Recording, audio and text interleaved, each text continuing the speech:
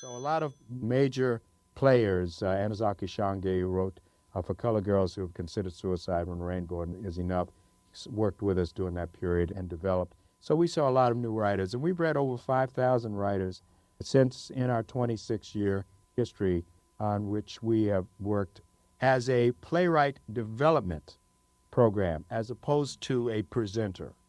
In other words, we would nurture and help develop. And then, as we have just recently done with a play called Oshun, The Goddess of Love by David D. Wright, which deals with the Yoruba the version of how the world began, we would do a reading of it on a Monday evening and a critique in the workshop, and then we would then lobby to get it to a major venue. In this case, we went to the New Rican Poets Cafe, and Rome Neal and his producer, Miguel Agarin, gave us an opportunity to present the work, and then it was totally sold out. So it's a co-venture deal. So that's one of the areas where, as you can see, I can go on and on about how the workshop was developed. You know what I say. If it ain't on the page, it ain't on the stage. Greetings, happy Hanukkah, and welcome to the Frank Silvera Writers Workshop New Play Reading Series. Special thanks to the Billie Holiday Theater for partnering with us to make this reading possible. Immediately following this reading, there'll be a moderated critique session where you can offer direct feedback about what you've just watched to the playwright. We recommend you set your Zoom settings to gallery view for optimal viewing. Those settings can be found in your Zoom window. And now, ladies and gentlemen, we're so pleased to present Between the Wires by Adam Szudrich and directed by Rhonda Passion Hansome.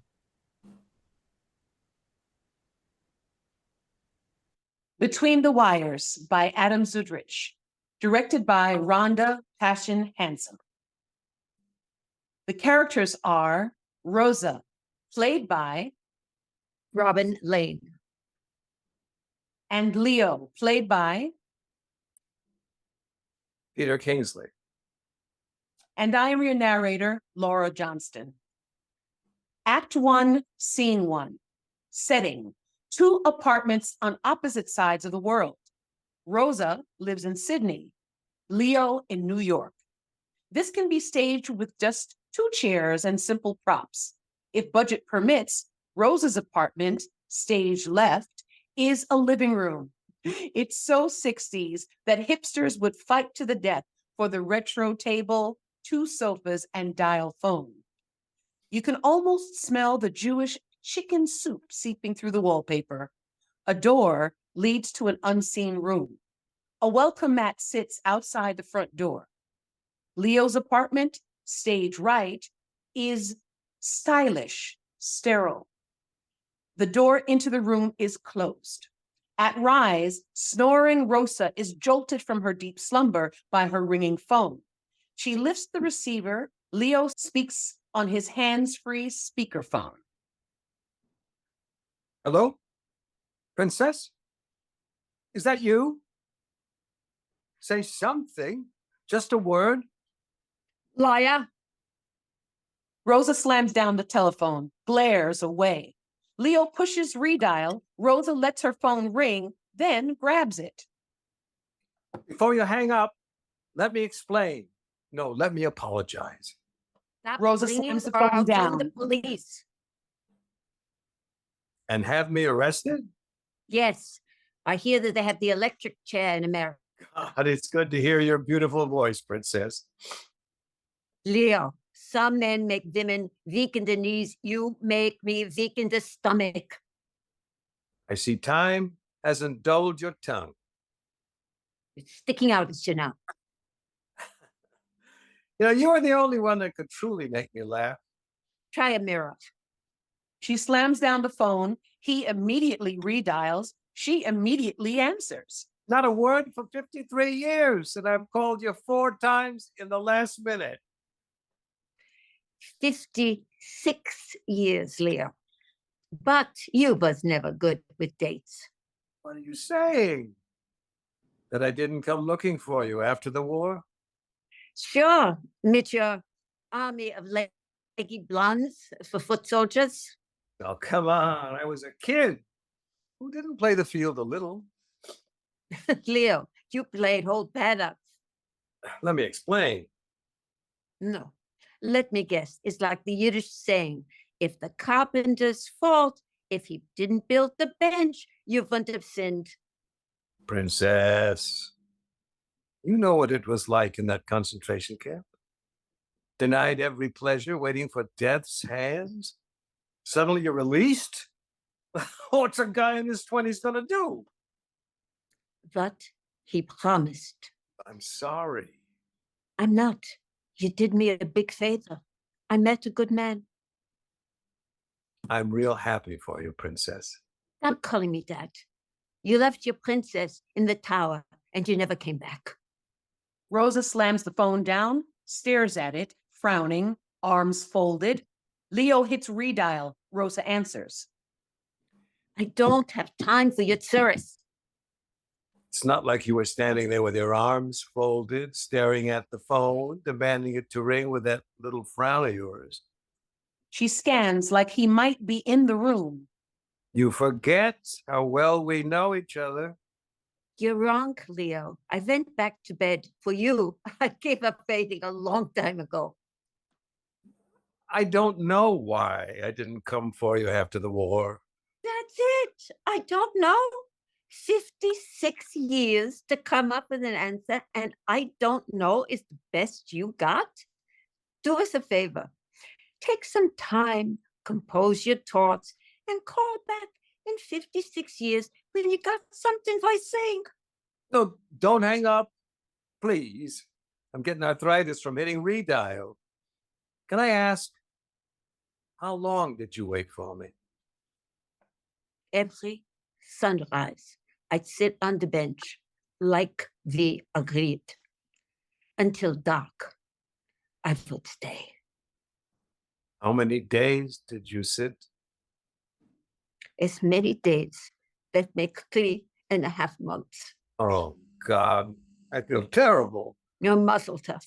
While you was getting flesh, I was getting hemorrhoids. I came back for you 2 months after we were supposed to meet. I peeked out of my hiding spot, and there you were, sitting on that bench. God, how I wanted to go to you, but you had this look, like the only reason you were waiting for me was to tear me apart and eat me alive. I couldn't will my legs to walk a step. Can I ask you something? Something I've always... Had I come over, would you have taken me back? only to tear you apart and eat you alive. They're still angry at me. No, anger I save for Hitler. For you, Schmendrick, I want nothing more than a slow death in painful hands. About a year later, I came back. You were gone. Oh, on the bench you expected me. What am I, a pigeon? They said you took the boat to Australia? Why Australia? Because it was the furthest you could get from me. I tried getting the rocket ship to Mars, but there was no seats. Oh, for years, I've had these dreams where I'd see you standing on the deck of that boat, looking out for me as you set sail. Is that how it played? No, Leo. I went to my cabin, and as I was reaching for the rack with my luggage, this man helps. 8 months later, this man, Max, became my husband. I also married fast to Sophie. And you told this wife of yours that you found my cousin in the computer? Of course. And that the schlemazel gave you my number? Absolutely. Sophie thinks it's two old friends catching up. Do you know how much you missed me? Leo, there's a really nice place you should try. It's called reality. Princess, you can fool the world with your tough woman, stiff jaw, flared nostrils routine, but not me. You know your giveaway? That little nervous twitch in your left pinky finger. Like that first night, I poked mine between the wires and wrapped it around yours. You know why I married Sophie? Because she was the opposite of you. And do you know why I married someone brave and faithful? Because he was the opposite of you. You're right. I was so infantile. But when you're young, you're a halfwit. And now you're old, you're full of it. You were always the only person who could put me in my place. Oh, you're calling from your graves. Tell me, this is Sophie. Is she from Warsaw? No, a different town. You still rub your nose when you lie? I married Sophie Gutnick. Gutnick, the nutnik. Hey, when I met Sophie, she had the one quality I needed most. That taste in men. No, heart. To compensate for the one that you never had. Oh, come on, Princess. You're killing me here. I can't have been all bad. Otherwise, you wouldn't have spent 4 months talking to me between the wires. There's a knocking on Leo's door. He covers the phone, yelling towards the closed door. Everything's okay, Princess. It's just a telephone salesperson. That's some kingdom you have, Leo. We're all us princesses. You number our crowns to avoid confusion? There was only one princess who ever counted. Not anymore. Goodbye. Wait. Aren't you interested in how my life turned out? Very. Write a book, and I will try to keep it in the winter, and I'll use it for binding. Oh, you know, the two saddest words in the English language, Princess. What if? That's terrific. Go dig up Confucius and let him in on the meaning of life. Sing for me? Like we used to do every night when we'd sneak to the fence? Tumbala, tumbala, tumbala like. You in the women's cap, me in the men's, risking our lives to whisper between the wires. Tumbala, tumbala, tumbala like. Dancing in a death camp? What a thing. Imagining we're in each other's arms. Why are you doing this, Leo? I'm 75 and I can feel I can climb mountains. Then climb mountains, Alta Kaka, ones without phone lines. If you hang up, I'm going to keep calling day and night. You know the one thing I've got? Dementia. Time. What do you want from me? Visit me. I'll buy you a first-class ticket. You have some chutzpah. I spent months on a bench. Now you want I should go around the world for you? How can I make it to Australia? I can barely make it to the toilet. Oh, now he keeps it in his pants. The man that could never keep it in his pants. I spoke with my doctor. He said the flight would kill me. Then let me buy you the first class ticket. You still miss me? I can hear it in your voice. How you lie awake thinking of Leo, wondering what might have happened if life had played out differently. Let me ask you a question, Leo. What's the only part of the human body that never stops growing? Never stops what? Growing. Growing. Oh, I read it's the ears. Ah, for you, it's your ego. For everybody else, it's the ears. If you hate me so much, why do you still look at my photo? What photo? The photo I had hidden in the camp, the one I gave you, my portrait before the war, this innocent kid of 17, smiling with full cheeks and no idea what life was about to deal to him. I don't remember any photo. Princess, you never were a good liar. And you was always a good liar. Hey, guess what I did this morning? You know the last time I whistled like that? You remember. I know you remember. In the concentration camp, sneaking out in the darkness to the fence between the men and women, I'd hide in the shadows and then I'd hear you. And that was the best sound in the world because it meant you were alive. Leo, why can't you be like every other Jew and try to forget what happened in the camps? Because when your cousin wrote back to me on the computer and told me you were still alive, it filled my heart with your. This was a mistake. Sometimes the most beautiful thing you can do in the world is make a mistake. Leo, I don't know what medication you've stopped taking, but the last time I checked, a 75-year-old can't have a midlife crisis. What if you can live to 150? Let me tell you how life works. Every person is born with a magnet inside us. And when we're young, everything attracts. But when you're old, everything gets pushed away. I'm pushing, Cleo. Then hang up. But Hang up. And I swear on God's name, I'll never call you back because this will be you leaving me.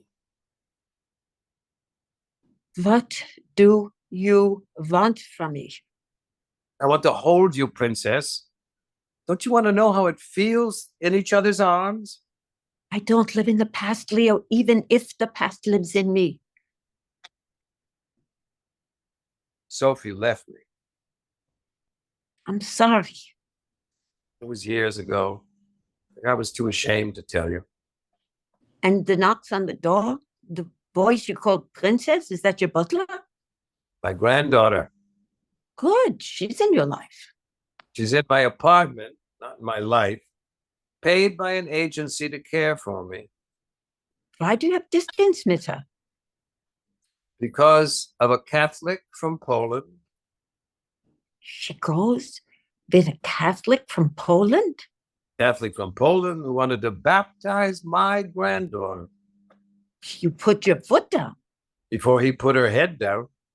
And And I say, Leah, you lived a spoiled life. You've never suffered a day. Listen, as I tell you how my family was marched to the concentration camp, the SS man made his selection. To me, he points, go left. To my sister, my mother, my father, go right. I still see my mother's arms reaching for me. My baby, my baby. I'm screaming for her as I'm pushed away with the crowd. There, through the thousands, I spot my sister's pink coat.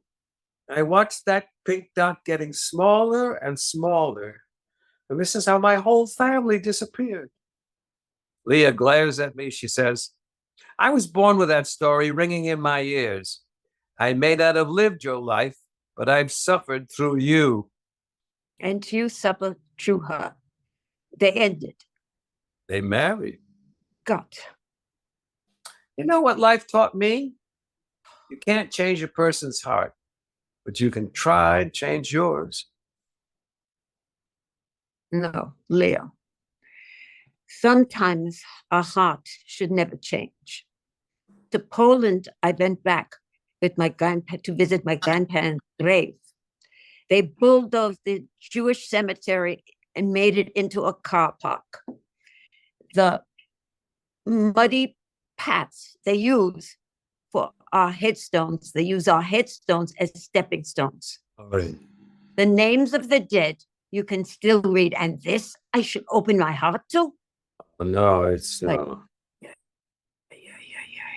You have grandchildren.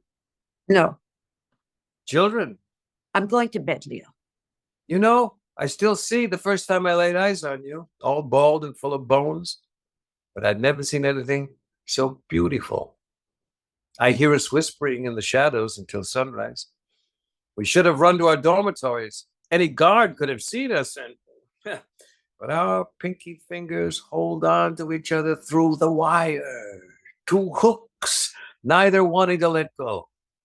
That night, I remember, Val, you talked about the park in Warsaw, the one with couples, old couples, and how you watched them.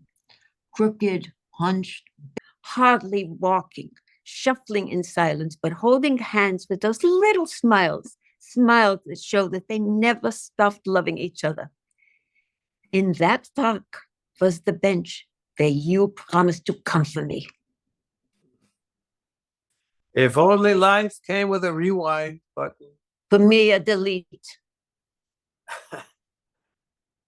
What happened when you were taken from the camp? Years later, I heard rumors that... What? Can't you let it go, Leo? Because I still hear those words. The words the men said to me as they ran into my dormitory. They're gone. They've moved all the women. So I raced to our fence, refusing to, because I know what moved means. So there I stand night after night. Friends plead with me, live, Leo, survive. It's what Rosa would have wanted. After we were liberated, I met Sophie. We married, not for love, for children. Children that would carry our traditions, children that would tell their children what the Germans did to us. But always in the back of my mind was you. What if you survived? So I go to the park, and there you are on the bench. And there I am, a married man with a pregnant wife, knowing I had ruined both our lives. I saw you. What? I saw you, Leo. From the bench. I was sitting, and there you were, peeking through the bushes. I stood there for hours. I was waiting, as I promised. It was you who never came. Oi. Oi. It never would have worked. Us, We're incompatible. chalk and Swiss cheese. Yeah, well, thank God we had that fence to keep us apart. Otherwise, we would have spent our lives running from each other. And the other half sitting on benches. We did have one thing in common. What was that? We both loved me. Oh, come on, let's drink. I always wanted to have a drink with you. No, that's a lie. I wanted to have lots of drinks with you. What kind of drunk are you? Leo prepares a stiff drink. The abstaining kind. I bet you dance on tables. I was too busy cleaning them. I gotta warn you, I'm a lousy drunk. I go all somber and silent. Then let me pour you a bucket. Now let's get toasted. It's late, Leo. It's if the city never sleeps, why should I? Because you both look terrible in the morning.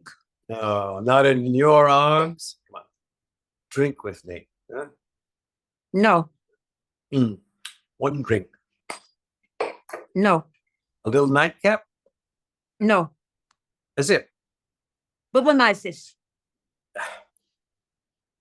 When was the last time you did something incredibly irresponsible? Something completely out of character? Come on, surely you've done something on a crazy impulse. Maybe 3 years ago. Well, fess up. I crossed the street And and it wasn't at the lights. your crime against humanity was jaywalking? Halfway across, cars came racing, beeping horns, driving around me. I felt so old, And I wish stupid. I was there to hold your hand. Not everyone can live a reckless life, Leo. I'm not asking for a reckless life, just a reckless night. I think he survived enough of those. Princess, you can trust me.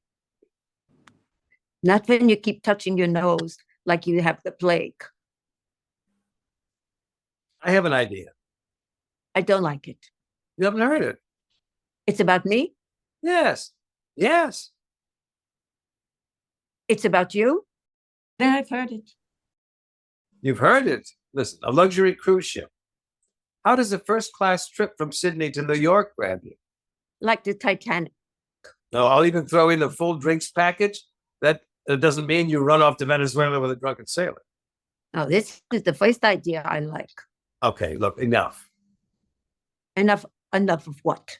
Enough of the act. What act? The act where you play you're not interested.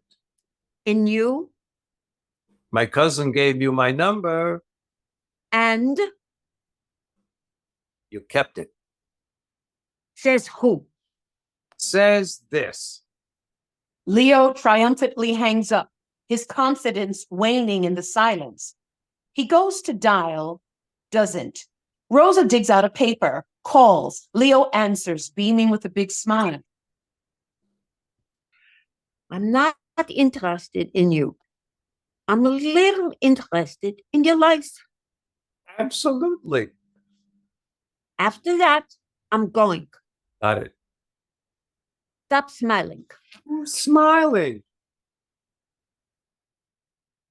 Tell me about your inventions. You remember? I remember you talked about changing the world with your inventions.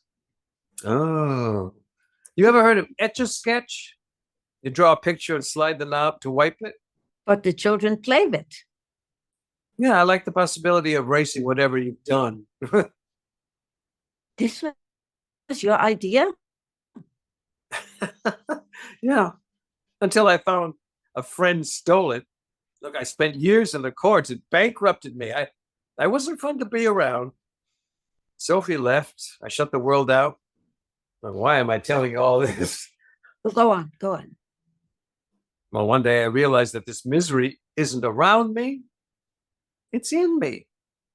So I get the happiest job on the planet Earth. Doing what? A salesman. Selling what? Women's shoes. What makes a woman happier than finding the perfect pair of heels, giving her that Cinderella bliss when she forgets how she gets her insecurities, the job she hates, the boyfriend who broke her heart? She slides the knob on the Etch-a-Sketch. That 4-inch heel makes her feet feel 10 feet tall, and she struts out transformed because today will be better. I still work Saturdays. You have a good life. I have a terrible life. Why? I've outlived all my friends. There's no one to call, to share a wine with. Let me guess. Your family competes in this game called Who Can Get You Into a Nursing Home First? You too, huh? Leo, for interest, have a look. Asian care has changed so much. You'll make friends. You'll see beautiful shows. You can even do yoga. Oh, if we touched our toes, we could even get back up again. I was taken to an open day. What was it called? Abandoned here manor. How long did you last? I didn't make it past the reception. Why? The women. You ran from women? Yeah, they'd heard fresh blood was coming, so they loiter for the viewing, clutching their Zimmer frames as tightly as they're clinging to life itself, adjusting their teeth for that all-important first impression. But you know what broke my heart? Their eyes, that ache for human touch. Why would I want to surround myself with the same thing I see in the mirror? I think you need to live a life to understand what it means to come to the end of it. 5'8", so many years to call me, Leo. Because what's more painful than looking at someone else's life and knowing it should have been yours? If only life came with that delete button. You're not a bad person, Leo. Some people follow their heads, others their heart. You was always caught between the two. Not always. You and I were not in God's plans. You really believe that? Of course. God had these grand plans. Where was he during the Holocaust? When God speaks and humans refuse to listen, even God is helpless. How can we believe in something that watched our families die? Because the Nazis took every piece of me. But in that suffering, that hell, you know what I found? God. Because the one thing they could not take from me was my faith. Then let me ask you this. What was God's plan when he made us meet? Then I left Poland. The boat to America broke. We had to turn back. For 3 days, they made repairs. I stood on the deck thinking, it's God's will. He wants me to return to the bench. You know what Max said? Rosa, there's no point going away if you leave your heart behind. That's when I knew this was the man I would marry. I'm happy you were loved in the way you deserved. I was so sorry to hear about Max. I'm tired, Leo. I'll call you tomorrow. Don't. When works? It doesn't. Never? What good can come from this? A friendship? You want a friendship? We can't meet. Why not a friendship? Well, we forget our history and swap recipes. Hey, have you tried my noodle kugel? You know we can't be friends. You think I can't resist you? In Yiddish, we say a man's heart is like a sausage. No one can tell what's inside. Then let me show you. I've seen the show. You know I make a very good friend.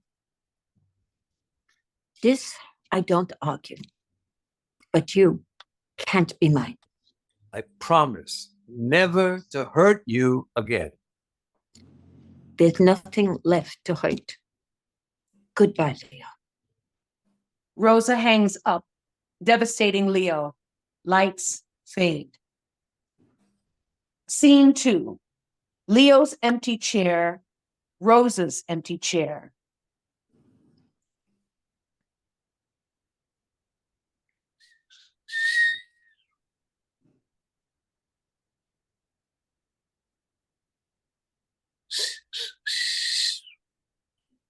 Rosa enters, inching towards her locked front door, squints through the peephole. She sees Leo, dapper as ever, wearing a fedora and clutching a large bouquet of wilted flowers. They talk to each other from either side of the front door. Princess? Princess, I'm not home. when do you think you might be back? Everything's moving too fast. At our age, it has to. You told me you had nothing but time. That's when I was chasing. Now we're on a different clock. You know, at this age, our hearts can't take this much action. Speak for your own heart. Mine can't take this much inaction. I thought you was looking for friendship. You told me we couldn't be friends. And this you took as an invitation? Here I am. You should have told me you was coming. What would you have done? Moved. Come on, let me in. Just to sit for a moment. Across the road, you'll find a park bench. Princess, I'm scared to. Rosa shuffles toward the unseen room. You're leaving me. That's the only part of you I hated seeing. That back as you walked away. She stops. Feeling that knot tightening inside me? Is this the last time I ever see her? You're wrong about those magnets inside us. Time makes their charge stronger. Rosa shuffles off. Listen, if you're hiding, I know you're listening. If you can hear my whistle, you can hear my lovable Leo. And Leo's going to keep talking until he looks you into your eyes. You know what happened when I tried to leave my apartment for the airport? My granddaughter blocked the door. I thought she was going to have me arrested. You know what she said? I listened to your call. I get it. What's the point in keeping a heart alive if it beats for no one? She hugs me, holds me. She says, get on that plane and live a life without regrets. Rosa steps out from the unseen room, draped in a beautiful flowing dress and a touch of makeup. She's transformed. Who knew this was hiding under all that bitterness? She moves to the front door, unlocks it, opens it. Hello, princess. Hello, Leo. Still the most beautiful woman I've ever seen. Sorry, they used to have a lot more life, these wilted flowers. Did we all? Thank you.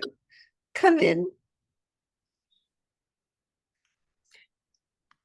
You hungry? I ate. Are you tired? I slept. You want to freshen up? You want me to freshen up? Take a seat. Leo sits on a sofa. Rosa sits on the other sofa. You know, it's pretty much how I imagined it all. Imagined what? This house, when I fantasized about growing old with you, that table, those candles, these 1970s sofa that gives your backside pins and needles. Overstay and it spreads to your whole body. What will you do to me? Send you home in a box, Casanova. And we argued over the wallpaper. What's wrong with my wallpaper? Nothing, it's lovely. But in my head, our wallpaper was terrible. But I can't take it down. Why? Because it's alive. Listen, you can hear every argument over every vegetable that was never eaten, the singing on Hanukkah, the tears at bedtime, the dancing on birthdays, the door closing as our last child leaves home, and we sit, just the two of us, at our empty table, and we hear it all because those walls are full of life and love. Oh, Hey, I got an idea. I don't like it. Since I contacted you, I've done nothing but talk about myself. So out of character. What do I know about you? You follow traffic rules and you lie about not drinking. Look, here's the idea. Do I get to say something? You'll get to say everything. Now I really don't like it. No, I'm going to ask you questions for 1 minute. You must answer every question. There will be no sarcasm, no Yiddish, no deflecting with weird, just straight shooting. And because we were more relaxed on the phone, you are going to call me.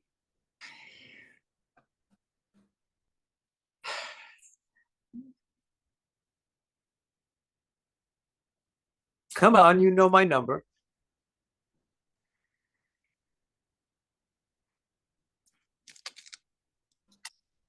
Make the phone ringing noise. It's your phone that's ringing, Shlomiel. Oh, true. Playing hard to get.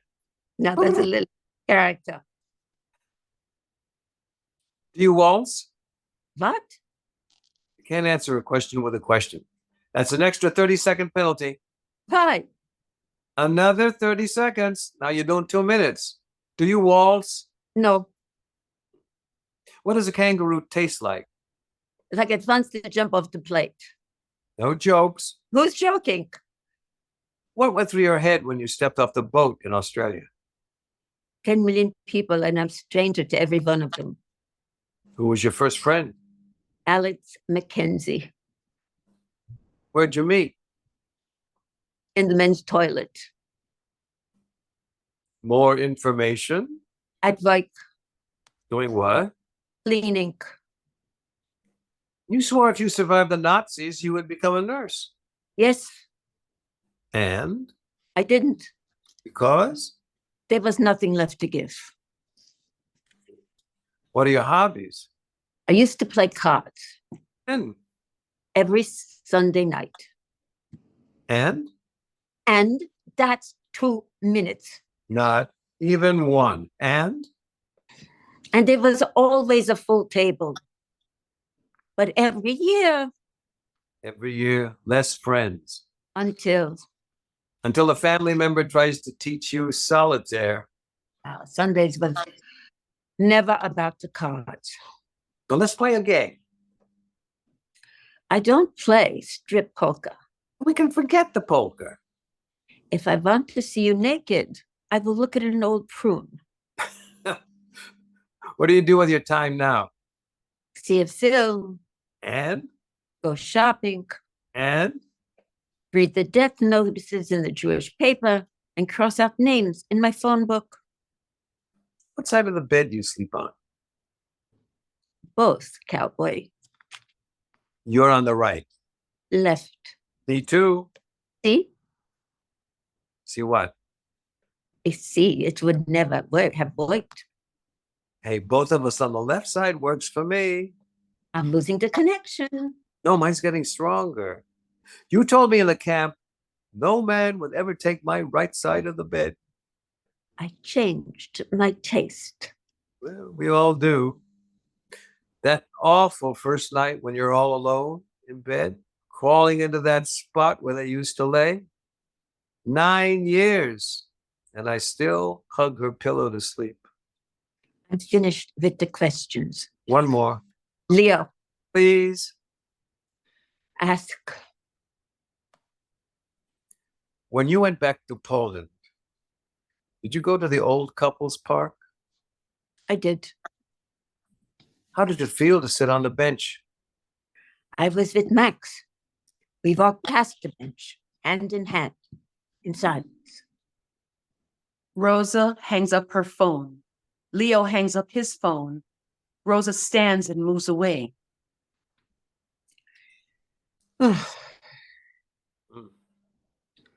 Leo, I will tell you what happened the day we were taken from the camp. We were hoided like animals. Those of us that survived lay in another camp, listening to screams, terrible screaming, waiting to be pulled from bed by what hair was on our head. What these soldiers did to me, that's why I could never have children. I could stitch off the memories, but my husband, Max, was in Auschwitz. Faces of the dead came back to him in nightmares. The time that he managed to sleep, I would leave my husband and sneak away to a hiding spot. There I kept the photo, the portrait you gave me. After Max took his own life, I was full of guilt. I went to tap the phone, but as I took it in my hand, I saw that there was this message on the back. 4 words saying, "Relach, geffen him. Be happy. Find him." He knew Max, knew. His whole life he gave his heart, but he knew that mine was somewhere else. Leo moves to Rosa, close enough to kiss. Princess, I need to tell you something. I'm sick. There's a procedure. It's no cure. It buys me a few months. When I was diagnosed, all I could think about was seeing you. This you tell me now? I wanted to. But you didn't. It's not how I planned it. And how did you plan it? After you got me into bed? No, This is a game? please. You think you can play with this heart? I'm so sorry. No, you're not. No. Stop. You're only here because that ego has to chase what it can't have. You're right, Princess. Don't call me that. Okay. Never speak that word again. Okay. You know the saddest thing about you and me, Leo. If you got your hands on me all those years ago, they would have spent a lifetime reaching for someone else. No, I never deserved you. You deserve the life you got. Get out. Please. Get out. Leo makes his way to the door, forgetting his hat, turns back. In my head, I came here to hold you. But in my heart, I came to say goodbye. Go home and die, Leo. Leo leaves. He stands at the doormat. Blackout. Scene 3. Lingering darkness lifts on Leo sitting on a bench, alone under the streetlight.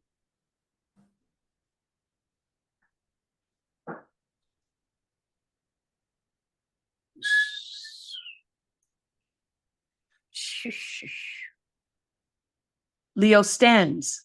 Rosa steps out of the shadows, holding his hat. Hello, Leo. Hello, Rosa. I'm very sorry. Well, I deserved every word. No, you didn't. And you never would have cheated on me, Leo. Sure, I would. The only difference between you and every other woman is you would have known. You would have loved me faithfully because you would have been trying to fill what was missing here. She points to her heart and she passes him his hat. This you forgot. It's an old trick my father taught me. He went through 9 fedoras, but eventually he wooed my mother. And you arrived. This is where you waited, getting the courage to knock on my door. You saw me? I saw your flowers. Well, my taxi's on its way. I'm going to the airport. You okay? I stood by the window. I watched you tear up my portrait. When I looked at those pieces, you know what I saw? I saw what life took from me because I did not take what I was given. You know what I saw? Life pleading with me. Let go, Leo. You need to let go. I was so upset with you, with myself, And you know what came into my head? The bread you stole working in the camp kitchen.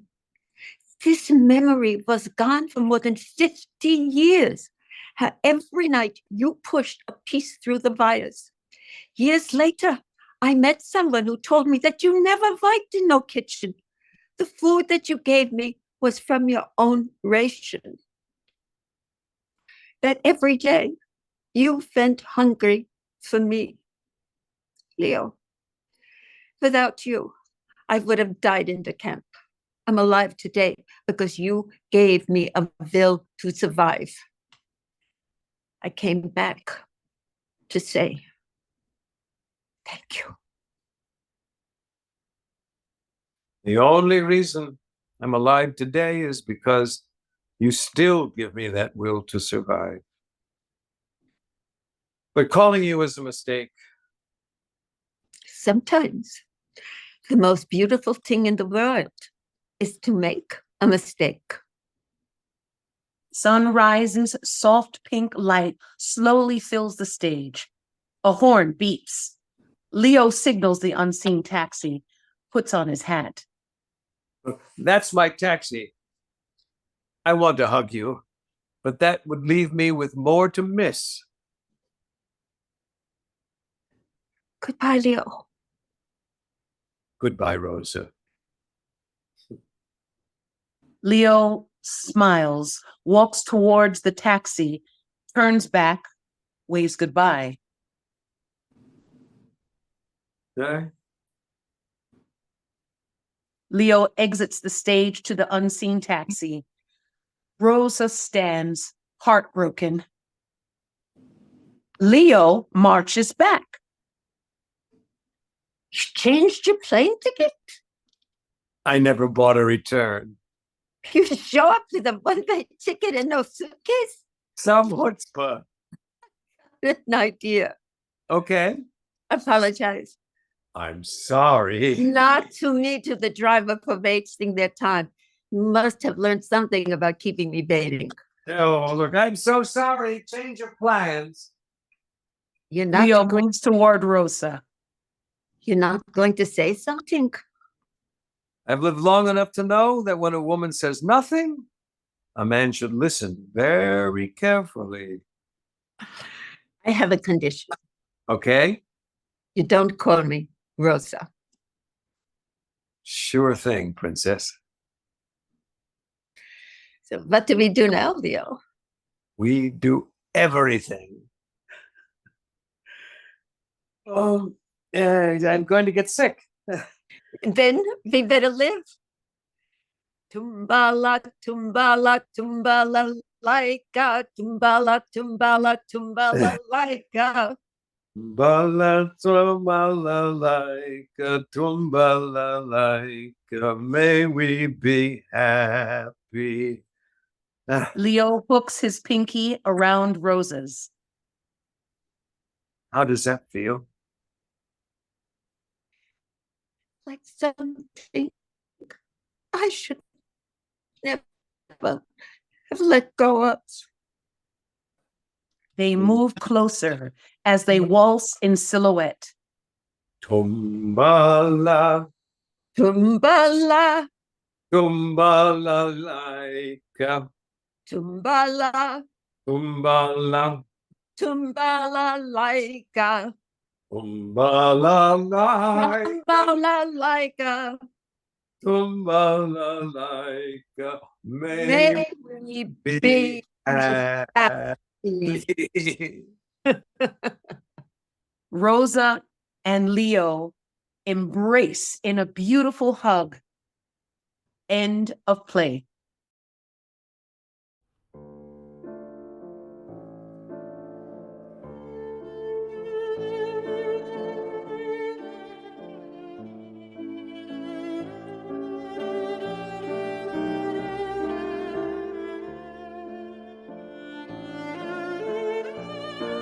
Thank you so much for joining us for Between the Wires, written by Adam Szudrich, directed by Rhonda Passion Hansome, featuring Robin Lane, Peter Kingsley, Laura Johnston, and I'm Kimberly Gunn.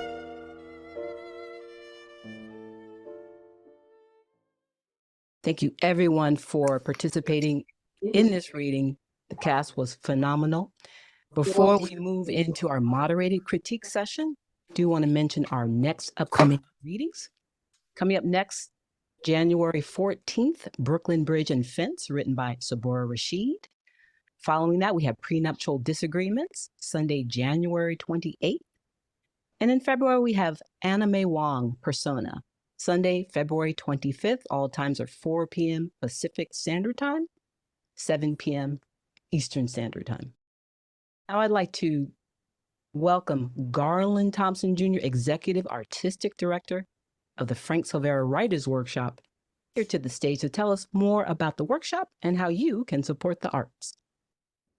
Hi, everyone. Hi out there. Thank you so much for joining us today for this incredible reading of Between the Wires by Adam Szudrich. I want to, first of all, thank everyone for taking time out of their busy holiday season. And also, for that matter, I'd like to wish everyone a happy Hanukkah.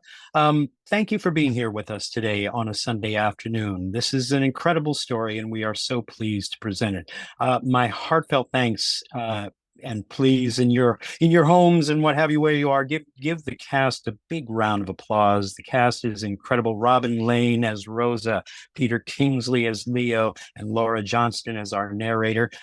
They are absolutely wonderful. Thank you very much. And we got to see with them what it's like, what professionals do when they're doing what they do, how they do it, how they keep their cool. So that is fantastic. My super thanks to the cast, and also thanks to our director and lifetime member of the Frank Silvera Writers Workshop family, Rhonda Passion Hansome, for shepherding this reading through. They didn't have a lot of time, her and the cast, and they did it. They pulled it together. So we thank you very much for all of that. Briefly, I just want to let you know a couple quick things, and then we're going to get into the moderated critique sessions, or actually one quick thing, really, and that is that we are in the midst of our fundraiser.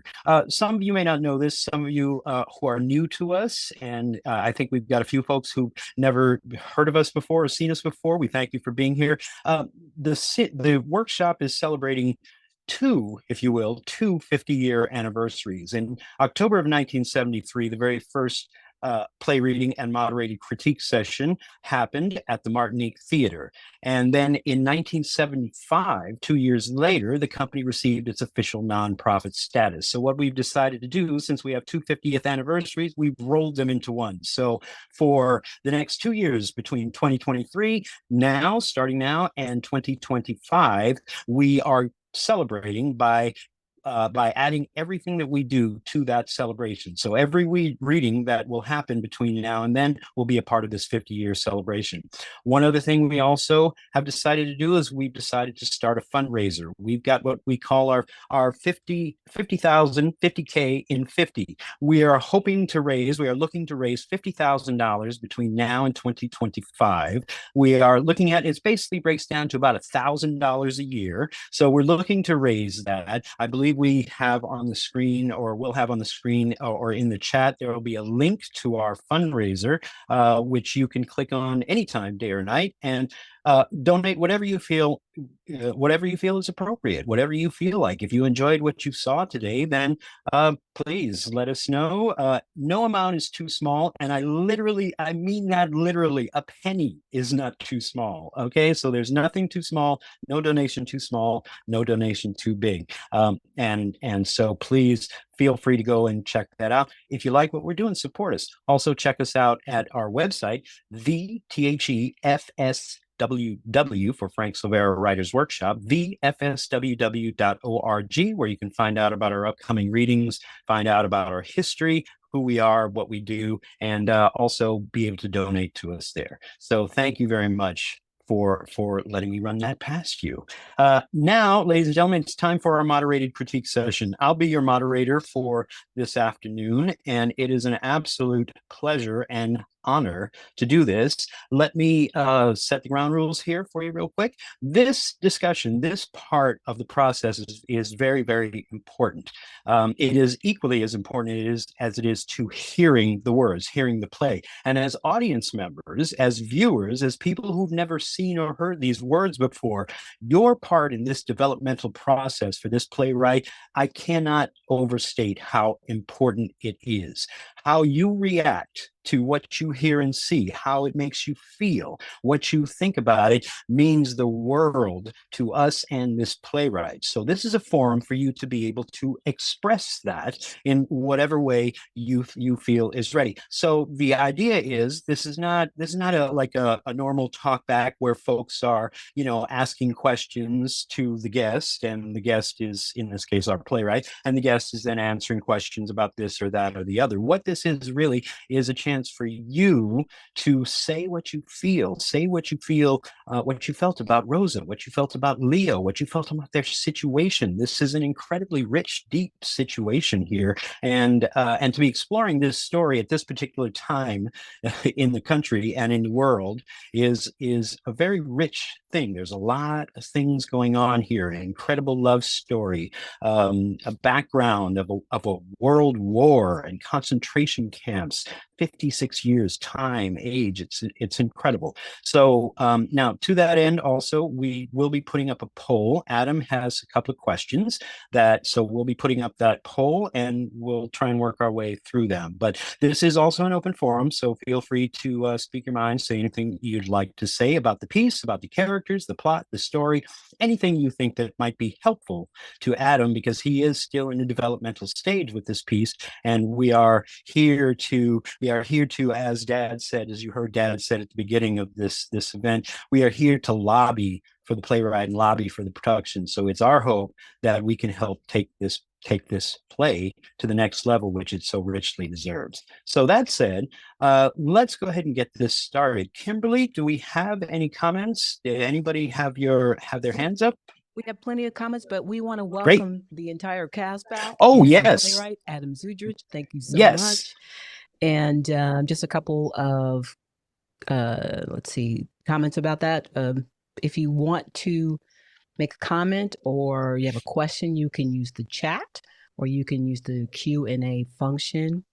Please feel free to raise your hand. If you want to go on the mic, use the raise your hand feature. It's at the bottom of the toolbar. And we appreciate constructive feedback. Okay, so we have our cast here. I just want to say first, congratulations, everyone. It's been a great journey. We made it through, and what a stunning performance. Thank you so much. And we do have plenty of comments coming in. Let's see. Rhonda, congratulations, teamwork. Let's see. Esther Krakauer, great job. Yehuda Carter, beautiful story, and the actors were delightful to watch. Sharon Grossman, loved this performance. Norman Higgins, thank you for a wonderful performance. Michael Yanni, thank you all. So I will pick back up with more comments, but why don't you take it away, Garland? Thank you for those comments. What I'd like to hear, let's start off with the story. Why don't we? Is there anybody who'd like to jump us off? And by the way, hello, Adam. Thank you very much for being here. I want to say it is a pleasure to see you and talk to you again. I've had the pleasure of talking with Adam a few times in the last few weeks. So thank you for being here, Adam. Thanks for having me all the way from Australia. That was beautiful. Excellent. Incredible. And also, let me point one other thing out. Adam is our first international playwright. So the workshop has officially gone international. So we are now the International Frank Silvera Writers Workshop, thanks to Adam. Adam, do you want to kick us off? Is there anything you'd like to say? Any comments you'd like to make as we get into this? Yeah, again, fantastic. And I love the fact that even the internet was trying to keep Rosa and Leo away from each other. So, but it couldn't. So well done in getting through that. So professional when you couldn't hear each other and still work through that situation. So that was fantastic. I've been saying behind the scenes, what a great and supportive environment this has been, and just like a fantastic effort from everybody. And the fact that they've done so much in such a short period of time has been incredible, and a real pleasure to work with all of you. This is based on my grandmother's stories. She wasn't separated from the person that she married, but her brother was. So it was very much inspired. And Rosa is very much my grandmother. So it's a very personal story to me. And it was so beautiful that the way that it was brought to the, no, it's not to the screen, to the computers, wherever we're watching. Yeah, so I would love any questions or thoughts. I would love more the things that you can improve. So for me, it's all about how can I make this better so that it can get staged. So that's what I'd be. Even the smallest things, the big things, anything that came to mind. No comment is, unwanted. I'm happy to hear everything. So if you've got a question, I'd love to hear it. Here it is. Nothing better, folks, than an open playwright who's ready to hear. I have something to say, but let's see if anybody else wants to jump us off first. Anybody out there, Kim? Any hands up? We have Alex who has raised his hand. Go ahead, please, Alex. Excellent. Hi. I'd just like to commend everybody here for this format. I think that it's a beautiful thing that you guys have done, and you've made a story that's very, very profound, very, very relatable, especially now, accessible to so many different people. And I think that this format, number one, is great. And I think that it can go very far, this play in and of itself. I think that the acting was amazing. I think that both Leo, Peter, and Robin as Rosa, the director, everybody, the player, all of you guys have done such a great job of doing this. And I'd like to just commend you on everything that you've done so far. I think that with Zoom, you're going to have some technical difficulties that you can't control, but that's okay. At the end of the day, it's not in your control, but I think that just doing it and experimenting with it is in and of itself such a beautiful, beautiful, I think just making it accessible to people makes it so well worth everyone's effort here. And I know that there's been a lot of effort, so I appreciate it very much. Yeah. Wonderful. Thank you, Alex. First of all, thank you very much for those wonderful comments. We truly appreciate that. Yes. And thank you recognizing the effort. It's been a monumental effort that everybody has put into this. And thank you very much. And also for recognizing, the technical difficulties with Zoom and the internet, the interwebs, as they say, it's going to happen. But as I kind of alluded to earlier, and you all saw for yourself how incredibly well these professionals, Robin and Peter, and Laura, how they handled it. They just worked through it. They got it done, and we got back on track. And it's amazing. It was amazing to watch. Live theater, Yes, right? Exactly. Accessible to everyone in the entire world. That's the thing you have to remember. Bringing stories to people into the entire world is very important, because stories are what make our history. Absolutely right. And you're absolutely right. And that's what we're doing, Alex, with this. In these next 50 years, we're leaning into this virtual. So we're going to continue on with this format. Keep going. You have something here. And the technical difficulties were very minimal compared to all of the positive things, just letting you know. But thank you. Keep that in mind. Thank you, Alex. One quick question. Where are you coming to us from? Harlem. Our old neighborhood. We love it. Excellent. Oh, that's my Alex. Yes, that's me, Robin. My Alex. Awesome. And Garland is reminding me if you could put into the chat, where are you watching from or listening from? We'd love to know. Yes. 115th and Frederick Douglass. Me. Oh, I love it. Fantastic. We were based on 125th Street for 25 years. So that's excellent. Yeah, this is why we're leaning into this, because we want to make these stories like this available. When Adam submitted this to us, we were frankly gobsmacked when we read the story, and we were like, we have to do this. We just have to do this. So, and going international. So that's why we're really exploring this format. So thank you. Any other comments or questions? Anybody else raising their hand? Thank you, Alex. There are plenty. There's Al, let's see, Stacy's coming up, and then Alicia, but Okay. let me just read a couple of comments first. Okay. Joanne Cleghorn, Robin and Peter were realistic as longtime love interests, magnificent, wonderful script. Quick, vivid, romantic, realistic. I was transported to the place, maybe a little longer to describe the place or not. A comparison between the cars to the camp. Present life situations, loved, quote, if only looking at someone else's life and knowing it should have been yours, unquote. Beautiful reflection of regret. No sense going away if you leave your heart behind, another quote. Yes, true love. And then lastly, sometimes the most beautiful thing is to make a mistake. She says, wow, memorable dialogue. Awesome. Additionally, let's see, there's plenty of comments. Alex says, Robin, you are a goddess. Chantel George, lovely work. Love you, Robin. Peter Kingsley, this is a very moving story. I laughed out loud over the line. A man's heart is like a sausage. No one can tell what's inside. Just finished a novel called The Orphans on the Train about two girls in Hungary in World War II. Synchronicity.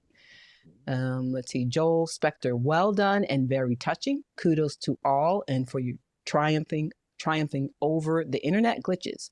I like the use of several time periods in telling the story. It will be even more effective when it goes on the stage.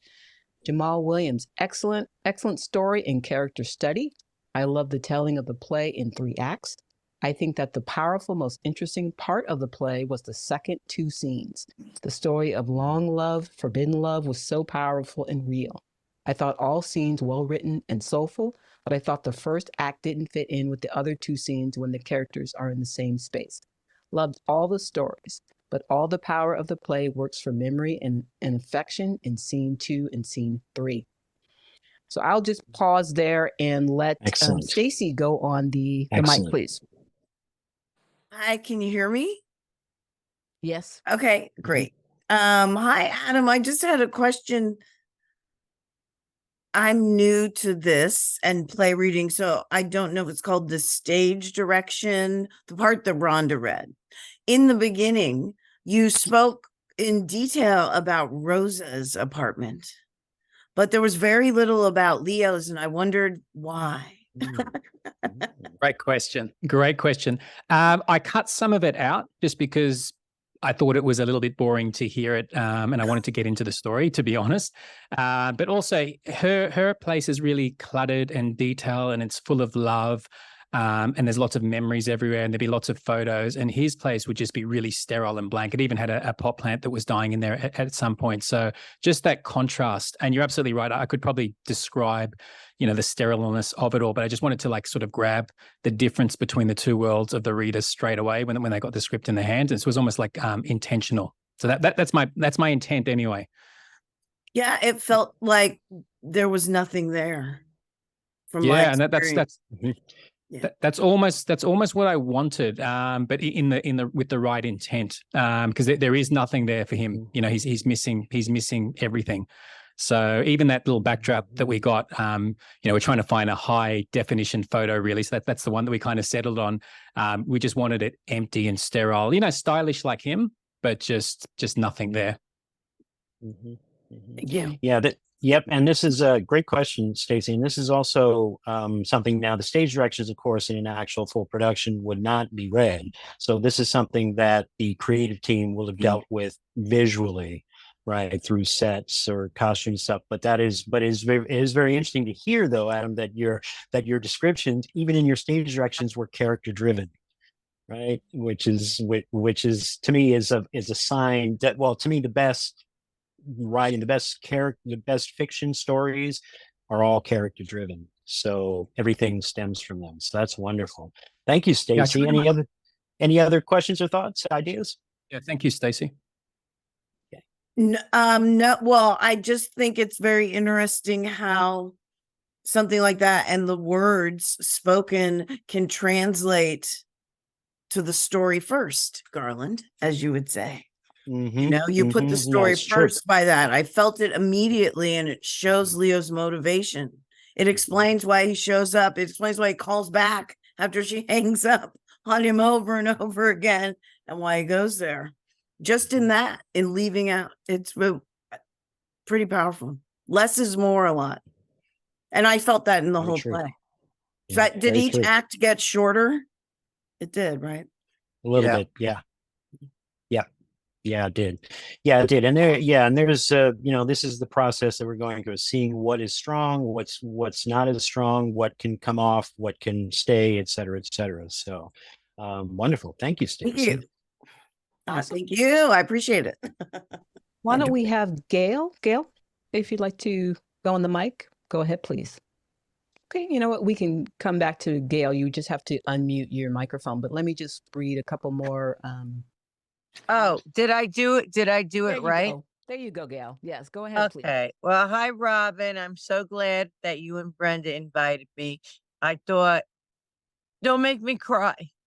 I thought it was really, really, really powerful. And it's very tragic as I texted you, and it's very sad. But I had one question, which whoever's reading the questions, because I am not tech savvy. I'm too old. But did it matter, or did I miss it when Leo said that princess that the wife left him? I don't know if I missed it because I was listening to I think the first thing I said was there's so many memorable lines that you wrote, which I can't capture them now. I tried to. I think somebody above me who had written it in chat expressed it, but you've got 2 lines which probably have 2 sentences each, so maybe from each, but they're absolutely beautiful, and I think they're absolutely true. But I'm curious, did I miss that Leo expressed why his wife left? Was it because she understood, like Princess's husband did when they were on the bench or walked past the bench? Maybe I missed that, but I'm wondering, is that salient to know? Because I'm not really sure. Because I think what I thought was that something happened to her. I didn't understand. I thought the marriage crumbled or the relationship crumbled. I got all that. But could you explain that to me? I think I might have missed that. Sure. I'm happy to explain it. And it's great because, if you've missed it, there's a chance that other people have missed it, and, maybe I can clear it up. So it was the part where he was doing his inventions, and, he basically, somebody stole his idea, and he became a very sour, miserable person. So his optimism that he has, I don't believe that he was always like that. Maybe there was a bit like that, but I think, him being a shoe salesman and realizing that, you've got to let go. I think, and also, with his granddaughter as well, marrying somebody that was, that's straight from my grandmother. My grandmother had 3 boys, and all she ever wanted was us to marry Jewish girls. And the first one married a Catholic. The second one married a strict Catholic who was a German.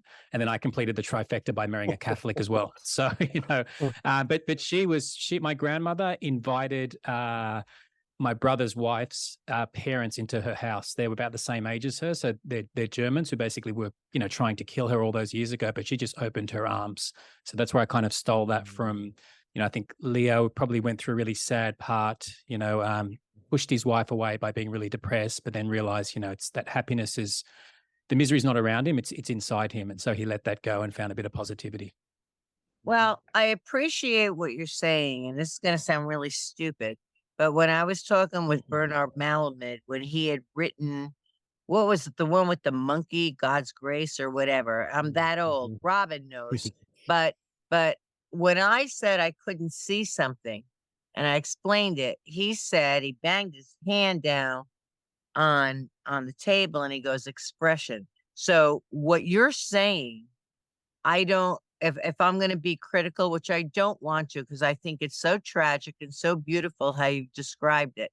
But I think that if you can express more of that internal strife, that I don't know how you do it because I'm not a playwright, but how you could express that internal strife so that we as the audience can see it more, because what you've explained is beautiful and what you've explained. So maybe I don't know how you do it. Do you do it with dialogue? Do you do it with scenery? I don't know. Do you have to bring more characters? Do you have to bring in the granddaughter? And that's for you as the author. But what you've explains better. But as Malamud said to me, expression. And you need, in my opinion, to with all due respect, because I'm crying, right? I wouldn't be crying if it didn't touch me. But you're asking for a constructive criticism, and I would say then you need to explore, in my opinion, to use a real master. Then you need to express more and look at your words and figure out how you're going to create that through dialogue. Again, I'm only a lawyer, but I would suggest that use the expression, because what you've said, you're not going to have that time to clarify that for the audience. And I appreciate that I have the dialogue, and thank you for asking me to unmute. But now that you've asked me, now that I understand the backstory, I think that you've got to, I think you have to show that more. I don't know how you do it, but I think that maybe then it can only not be 3 acts. Maybe it's got to be a little bit more, and maybe you have to have 1 or 2 more. Robin, you jump in anytime. I know you're acting, but you're very, very bright. You direct, and you know. It was actually, I think you didn't hear it because it was actually in the script and it was said, and there must have been a glitch because it was said. It was very clear, but I think we probably had a glitch at that time. And what exactly was said? That he had started to do this etch a sketch or something, and somebody stole some money. I remember that part I heard. And then he said, and he became impossible to live with, and he became crazy, and she couldn't stand it anymore, and she left him. That's the part that I didn't hear. Okay. Yeah, I think it was yeah. No, But I agree. respectfully saying. I'm sorry. I agree. I agree. No. And you know what? I'm here not for a love fest. Like, it's nice when you get some good comments, but I would love like critique and thought, and you know, to make the play better. And you're absolutely right. People have said to me, you know, can you make this longer? And at the moment, it's sitting probably, I think, at about 1 hour and 15 minutes. So that might be a bit short. And there was a comment that I read in the comments about, you know, having them younger. That's something that I have toyed with before, but it just didn't work. But it's a great idea, you know, having them as a flashback kind of scene. Rhonda, I think you've got your hand up there. Yes. I want to say we don't need younger people in here. Younger people are always in love, and their love is always expressed. One of the things that I resonated to in this piece is mature love, missed connection, lost love. And I don't want younger people in it. I think if you add anything, it should be very little. I think whatever people may have missed was because of the medium we are doing, and the fact that we had so little time to explore this piece. These actors came in here and just sunk their teeth into this magnificent script and was doing everything they could in 2 days, with you actually tweaking the script. And I have to say, the way you melded humor, poetry, romance, and the horror of the concentration camp situation is masterful. And I really appreciate, just for myself as a director, the challenge of trying to get the intimacy, the chemistry that's needed for such a close piece like this. And these actors really brought it home in so little time, and in a situation where you have time, where you have budget, where you have rehearsal space, the actors can explore and make so many nuances obvious, and make so many aspects that being in this particular medium, we can't really get the deepest effect. But I want to thank you for the opportunity, first, of dealing with your words, so well written, so beautiful, and also giving me the opportunity to work with these professionals, with these established actors, with these mature actors, because we need their stories told as well. I think you know that it'd be just marvelous on stage. Can you hear me? Oh my Yes. gosh, I think it would just be so exciting on stage. Do we have I any agree. investors in the audience? Yeah, feel free to write the check today. No, absolutely. You know what, Robin? Absolutely. Yeah, I absolutely agree with you right there. I think this would would be very powerful on stage. That's one of the things I saw immediately when I wrote it. Gail, thank you very much for your comments and for bringing those points up and what have you, because this is definitely giving Adam food for thought.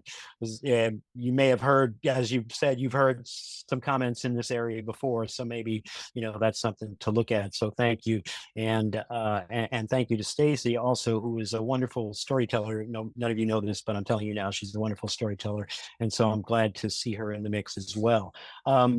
Did we have any other hands up? And thank you, Rhonda, for that as well. Do we have any other hands up right now? I was waiting for Michael Yoni to say something. Elisa, did you want to say something?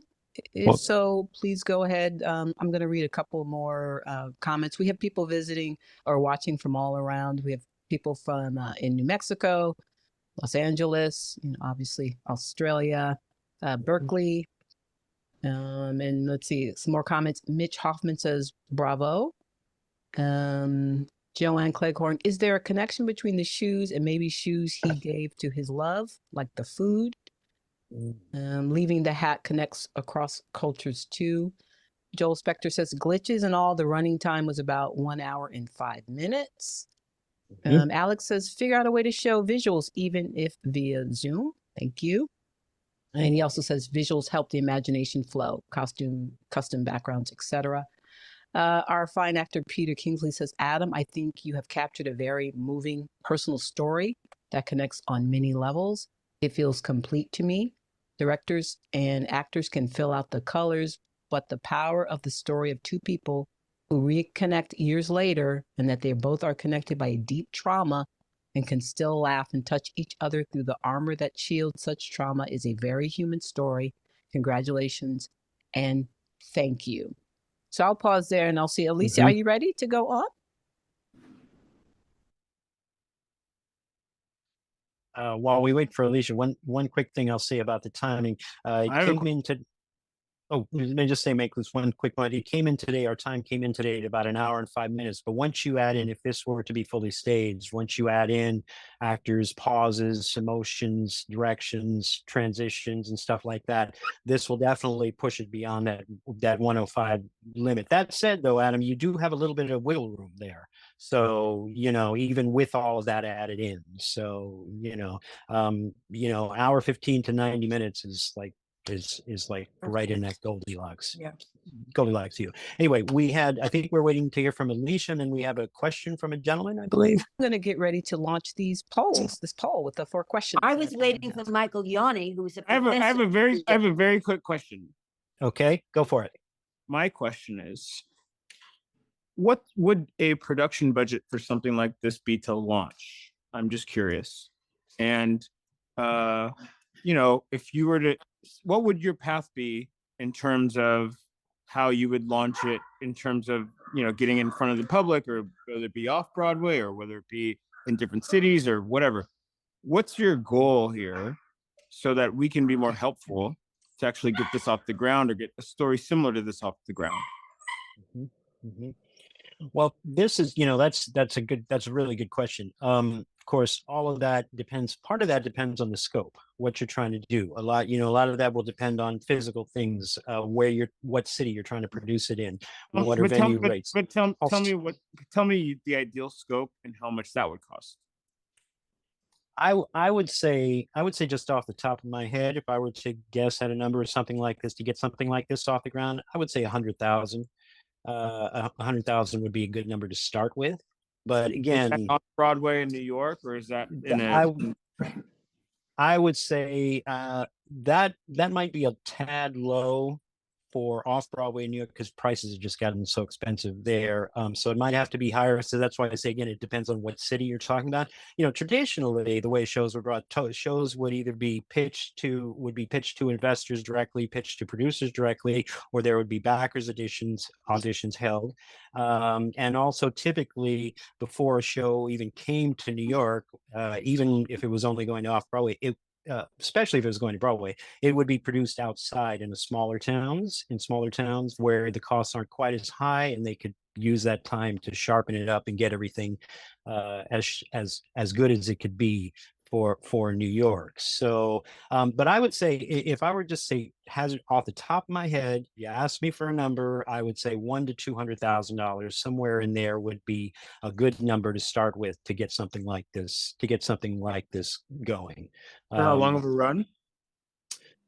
Again, that I would say you'd want to do for a minimum 4 weeks, 4 to 6 weeks. I would say 6 weeks, see how, and then, depending on, with the possibility to extend if there was great demand for it and great interest in it.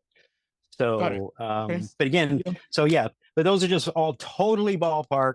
No, yeah, Totally ballpark, understood. And you could do it in Australia. Depends where you did it. Completely different. Like that, I've sort of written the place that can be done with 2 chairs, rather than an elaborate set. And here you could do like a community theater with 40 people in it, and you could do it, because you could get away with not paying people too much. You could do it for probably about, I don't know, $5,000, $10,000 Australian, which is maybe 10 grand US, and you could get a week run for that. But you know, that's not including marketing and all that kind of stuff. And you might have 3 people showing up. So you can do it on the kind of cheap, but it's not as good as, what Garland just took you through. That's okay. That's helpful. Just wanted to know. Excellent. Thank you. Yep. Awesome. Yep. Thanks. No, I'm that's great to hear someone asking these questions at this stage in the game. Thank you, Michael. Sorry, Kim, you were. It's Alex. It's Alex. Alex. Sorry. Oh, Alex. So sorry about that. My apologies. Thank you, Alex. Michael Yanni has a comment. He says, I just want to echo the comments already made. I think the story feels complete, and I like how the set lets the sterility of Leo's life and the fullness of Rosa's life tangible. Larry Francer, that's right, would have loved to see the actors in the same studio, would have enhanced the experience. And then our fine Mr. Kingsley says, I hope you get funding to produce this. We hope so as well. Joanne Cleghorn has another comment. Leaving the audience with questions is part of the story. And let's see, Alicia Foxworth says, I agree, good to have quality words for mature characters. So I've gone ahead and launched 4 questions that Adam was particularly interested in having people answer. And Garland, I don't know if you want to read. Sure. Go ahead. Yeah, let's see if we can work our way through this. Our first question from Adam is, were there any parts of the story that were confusing or unclear? And I think we did kind of go through that a little bit with Gail. But does anybody else would like to chime in on that? And feel free to put your hand up. You're welcome to come up to the microphone. Passion. Yes, I believe in the beginning we are in 2 different countries in the first act. Yes, and that is correct. I think that someone was a little bit confused about that in the chat, and I responded personally. But I want everyone to understand the first act is like 2 separate continents, and so I just wanted to clear that up. Okay. So that's something maybe to bear a little bit of looking at. Anyone else would like to jump in on that one? Kim, any comments on that? That's why you need a little bit of scenic. Yes, it's funny. Thank you, Alex. I was thinking about what you were saying. Absolutely. I was thinking that kind of thing can also be, because absolutely you can do this with 2 chairs. And I think it can be quite powerful with 2 chairs and just a couple of simple things. But if you have a budget and you can do some kind of set work and what have you, then yes, you can absolutely represent that visually so people understand that. Some kind of maybe split stage of some type. Awesome. While we have people still completing the poll, we have Byron who wants to go on the mic. Go ahead, Byron. Byron. Yes, Hello, thank Byron. you. Hello, Welcome. I'm in Winston-Salem, North Carolina, so we Excellent. continue the international linkages here. I love it. The play, Adam, love the dialogue. I think the two-tier concept, because as a producer, I always have to think of budget issues and what would it look like on stage. But the prison of a person's mind is almost a blank setting. Because in that setting, that prison of one person, two people trying to reconnect after years of being behind or incarcerated or in prison, and then trying to figure out where do we cross the bridge? Because if you were with all men and she was with all women, there's some kind of concept here that has to be bridged, and the dialogue allows that to happen almost like they're talking at each other and sometimes to each other.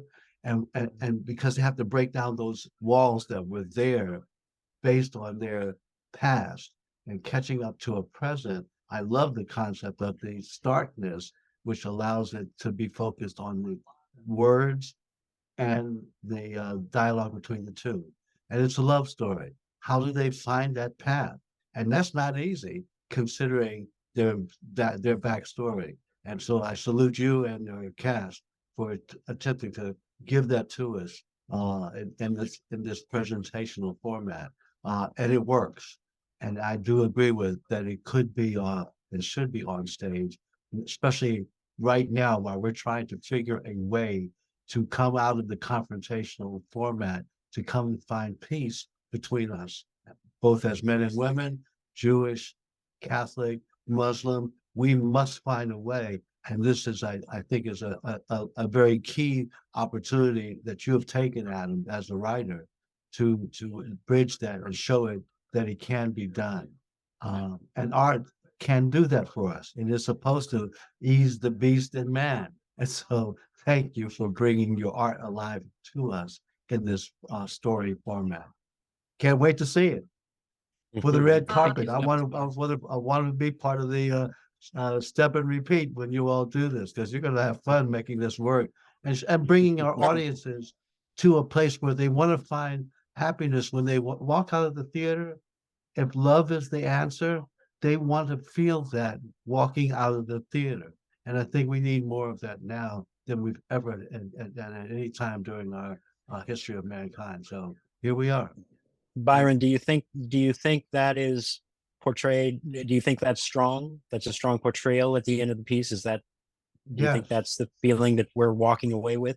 Yes, and I mean, because I mean, if love is the most powerful force in the universe, and we can actually see characters finding their pathway, it allows each one of us to walk out of the theater realizing we can have just what they have as the altruistic moment that each and every one of us wants to find in our human relationships with each other.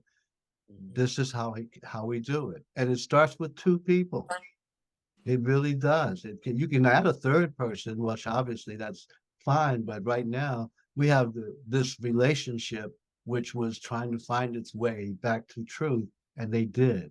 And I appreciate hearing it, both from the male point of view and the female's point of view. Because they were not equal at the beginning. They weren't mixing.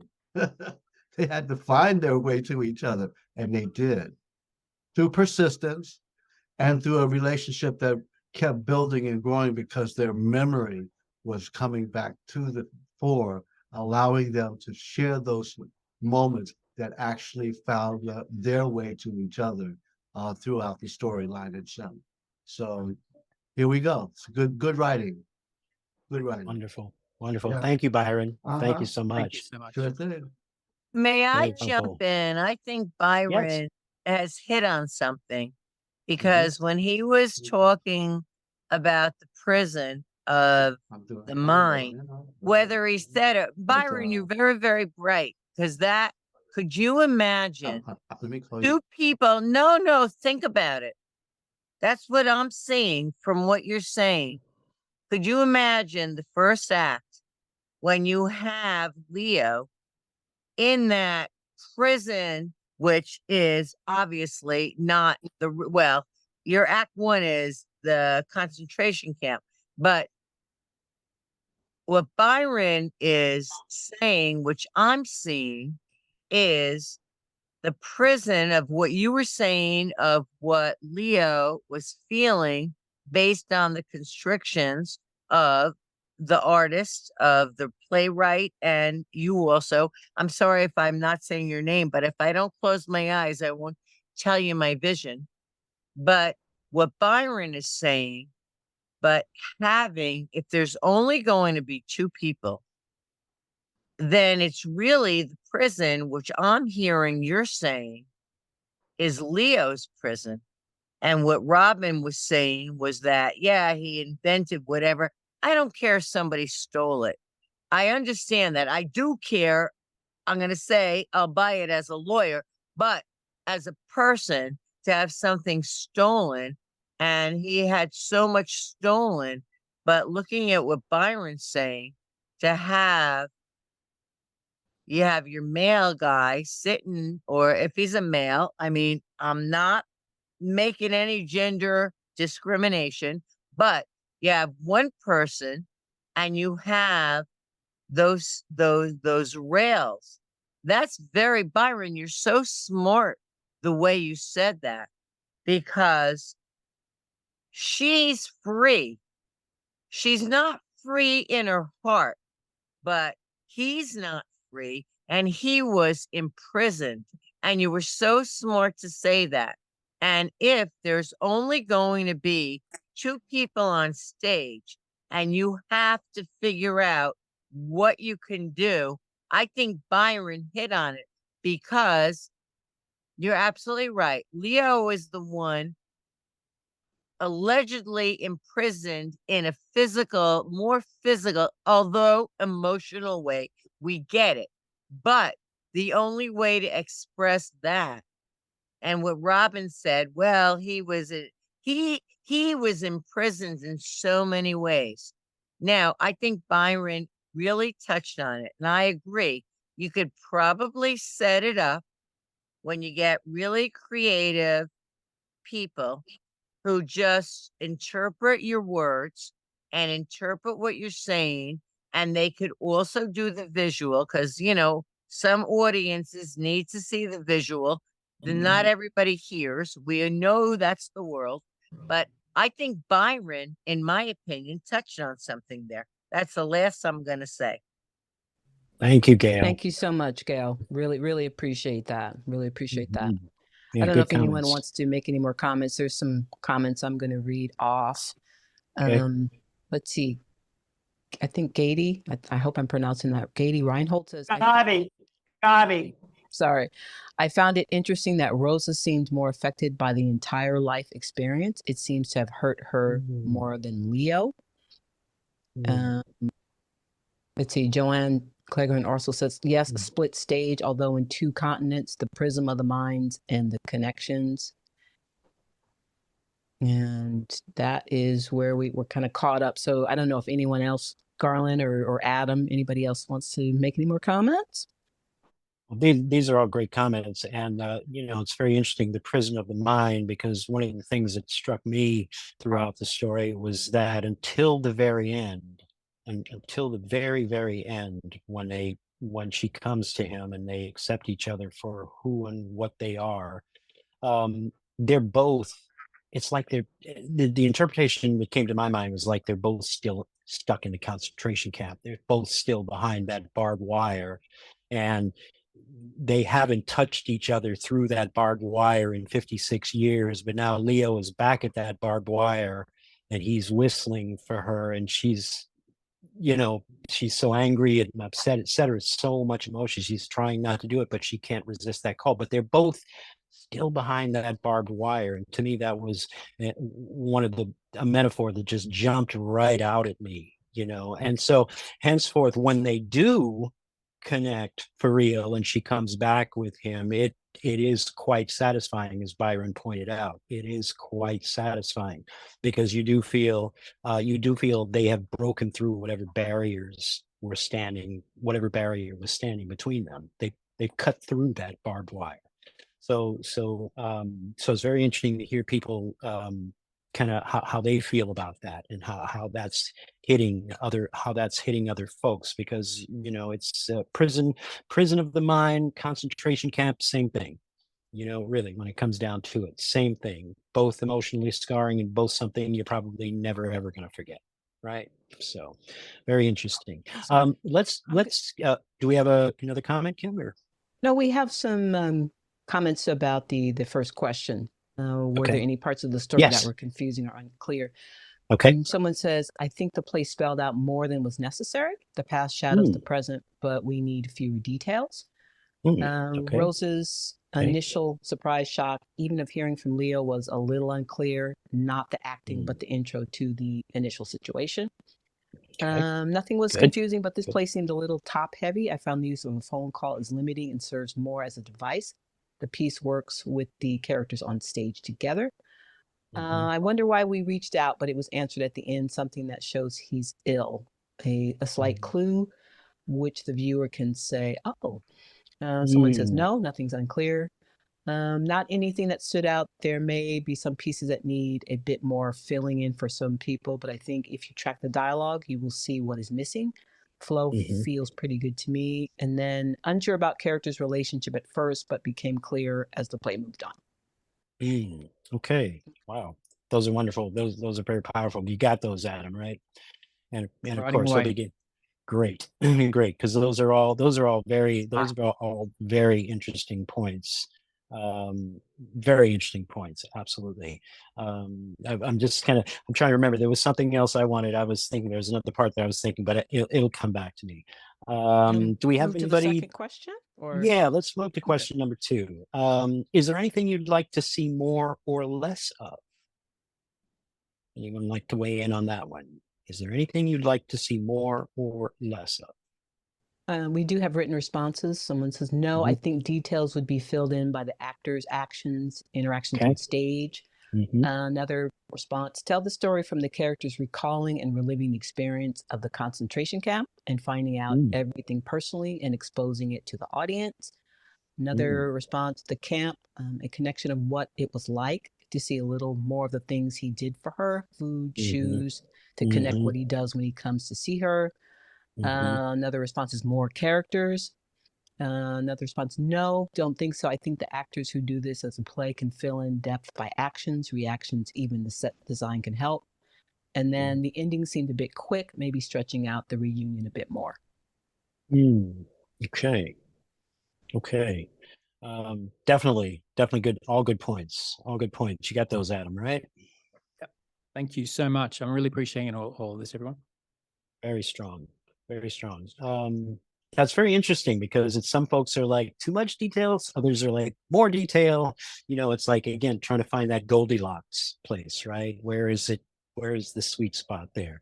So, and you all are helping Adam to find that sweet spot. So thank you very much for that. Do we have any other comments on question number 2, or shall we move on? Why don't you move to number 3? Okay, let's move to number 3. Where did the story lose your interest, if at all? Okay, so no, says kept my focus throughout. Another response, was not Good. lost. It was quick and moving.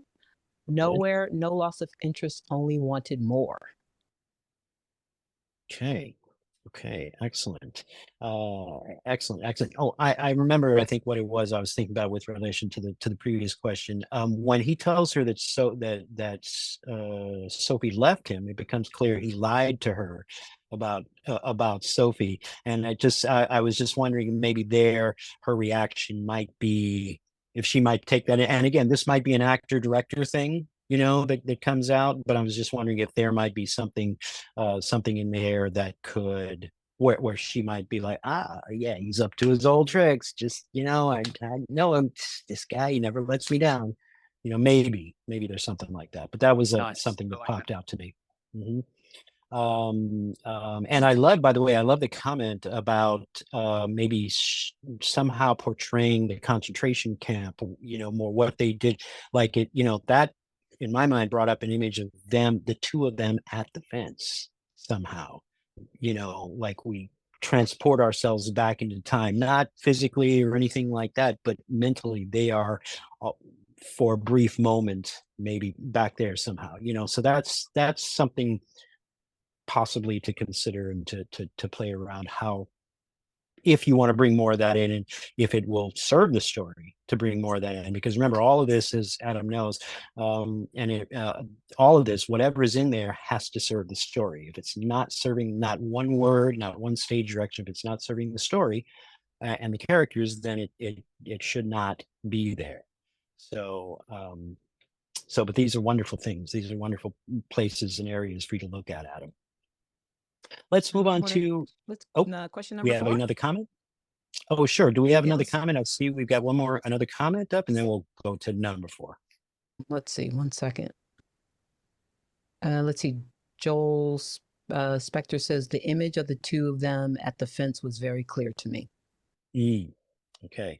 So maybe there's a way to create that image, like sounds like you're already doing that, Adam. You're already creating the image in the mind, and maybe it's a matter of reinforcing that somehow, in the mind.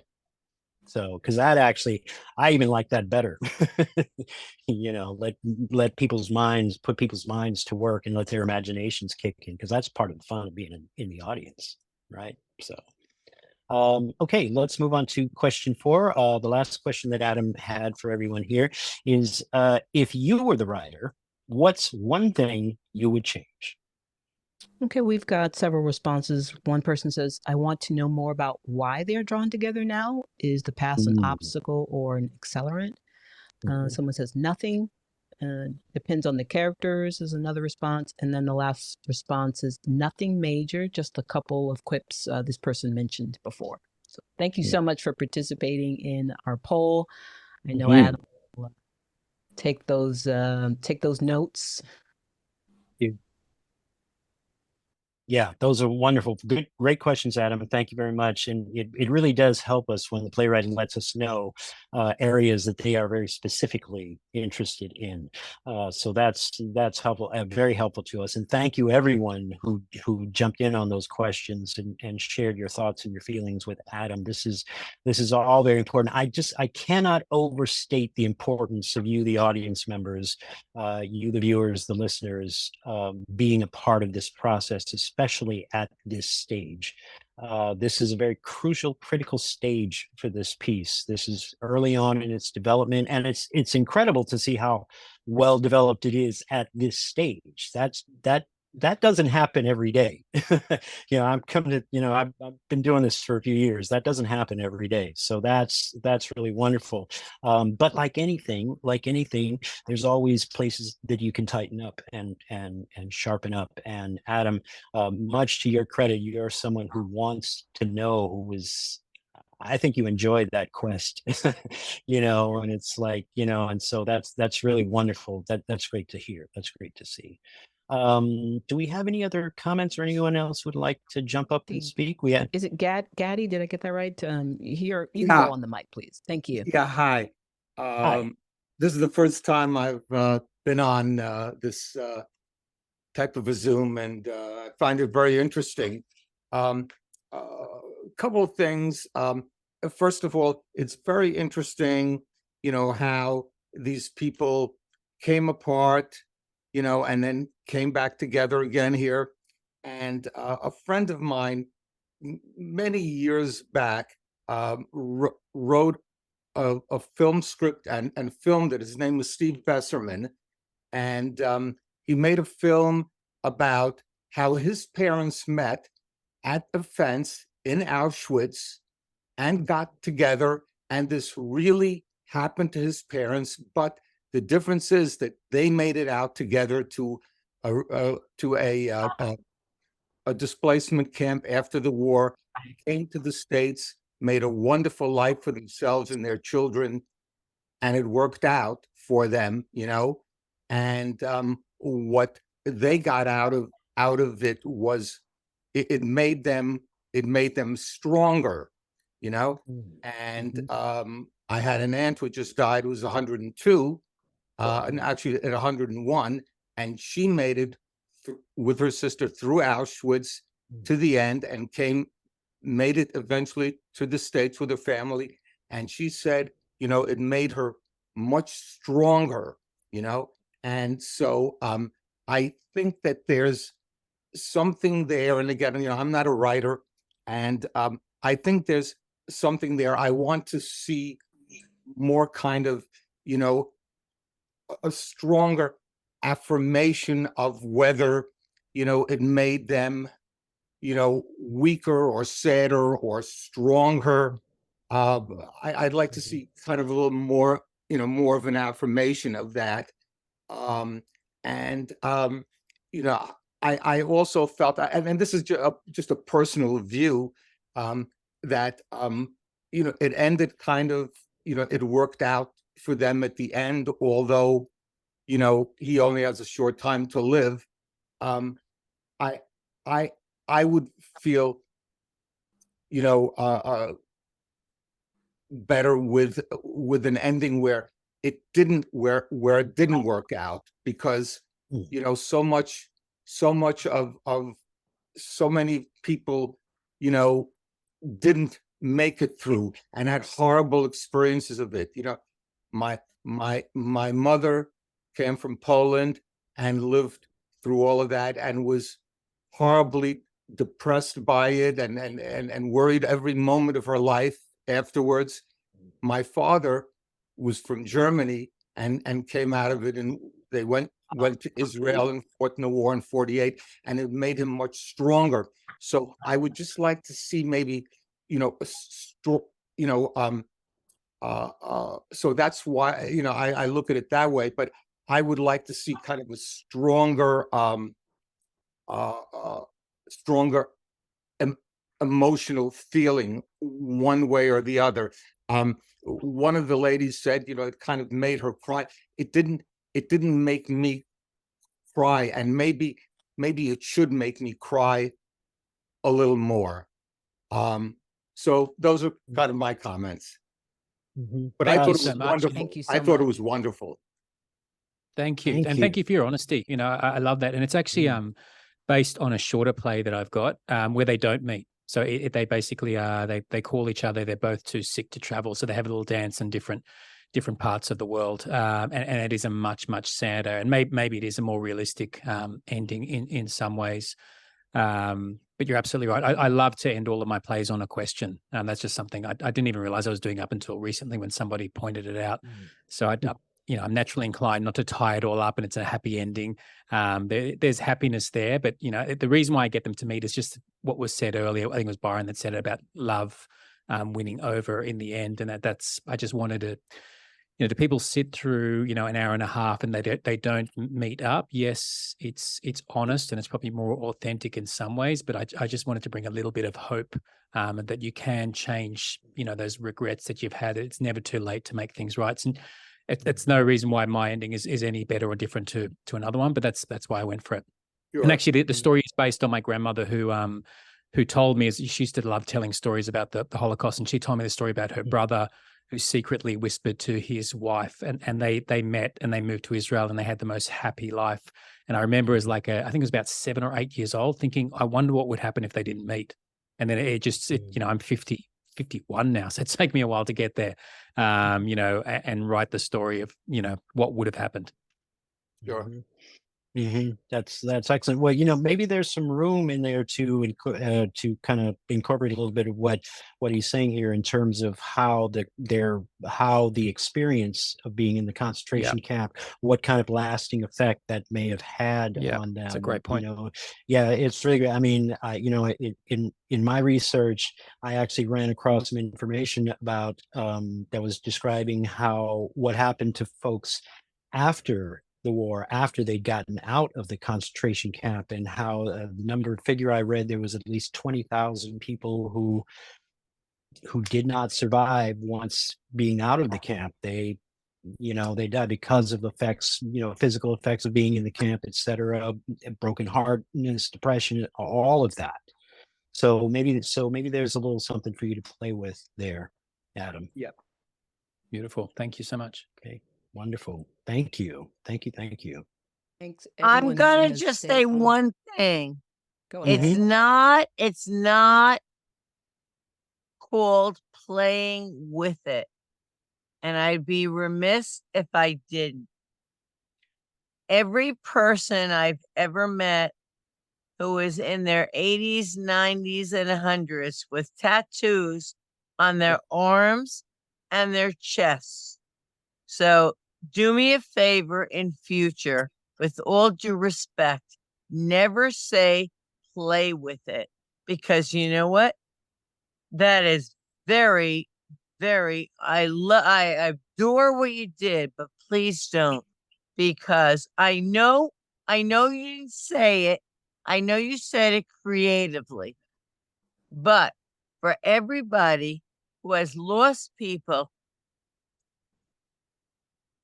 it is a very hard thing to see a 90-year-old with tats on their arms, or a 60, 70-year-old because they said they were coming so fast they couldn't do their arms. So you're doing your job. You're doing a great job. You got a great job with what you got. You got it behind you, but please don't say, I don't think, I know you're an artist, but I'm saying respectfully, and if Robin deletes me, that's fine. But please, for everybody who, you are doing the right thing, Mr. Australian. You're trying to do the right thing. Just listen to the criticisms constructively and understand you have a story that needs to be and should be told and will be told. But think about everything about it and you will do it. And the young lady who's the moderator, the young lady, I can't like pull it up, but all I'm saying is, please never minimize anybody's strife. It is not just that happened. It did happen, and people suffered. And I must say, I respect what you all have done, but you must consider everybody who has said something, because I think that they're not looking at the creative and the artistic. They're looking at what they are affected by their hearts. And that is the only way, if you want to ever be, and I'm not doing it for like you to make money, but I'm just saying, if you ever want to be successful, you must look at people's hearts. And people want to see, it's not about a love story. It's a survival story. And that is really what you're telling. You're telling a story of survival that hasn't been told. And you did, like I said, you did a fabulous job. And Byron understands it.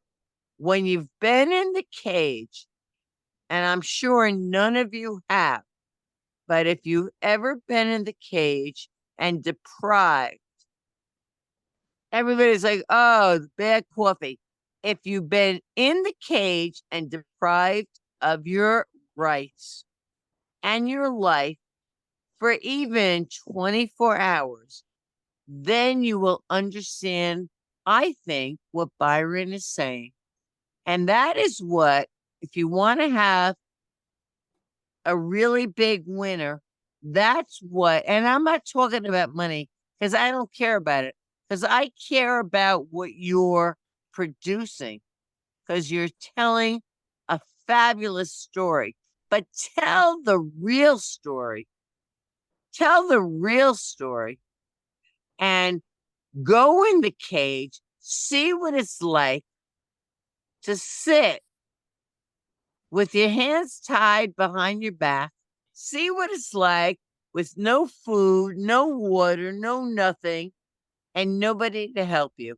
That's all I'm going to say. And I wish you well. I'm sorry, Robin, but that's my opinion.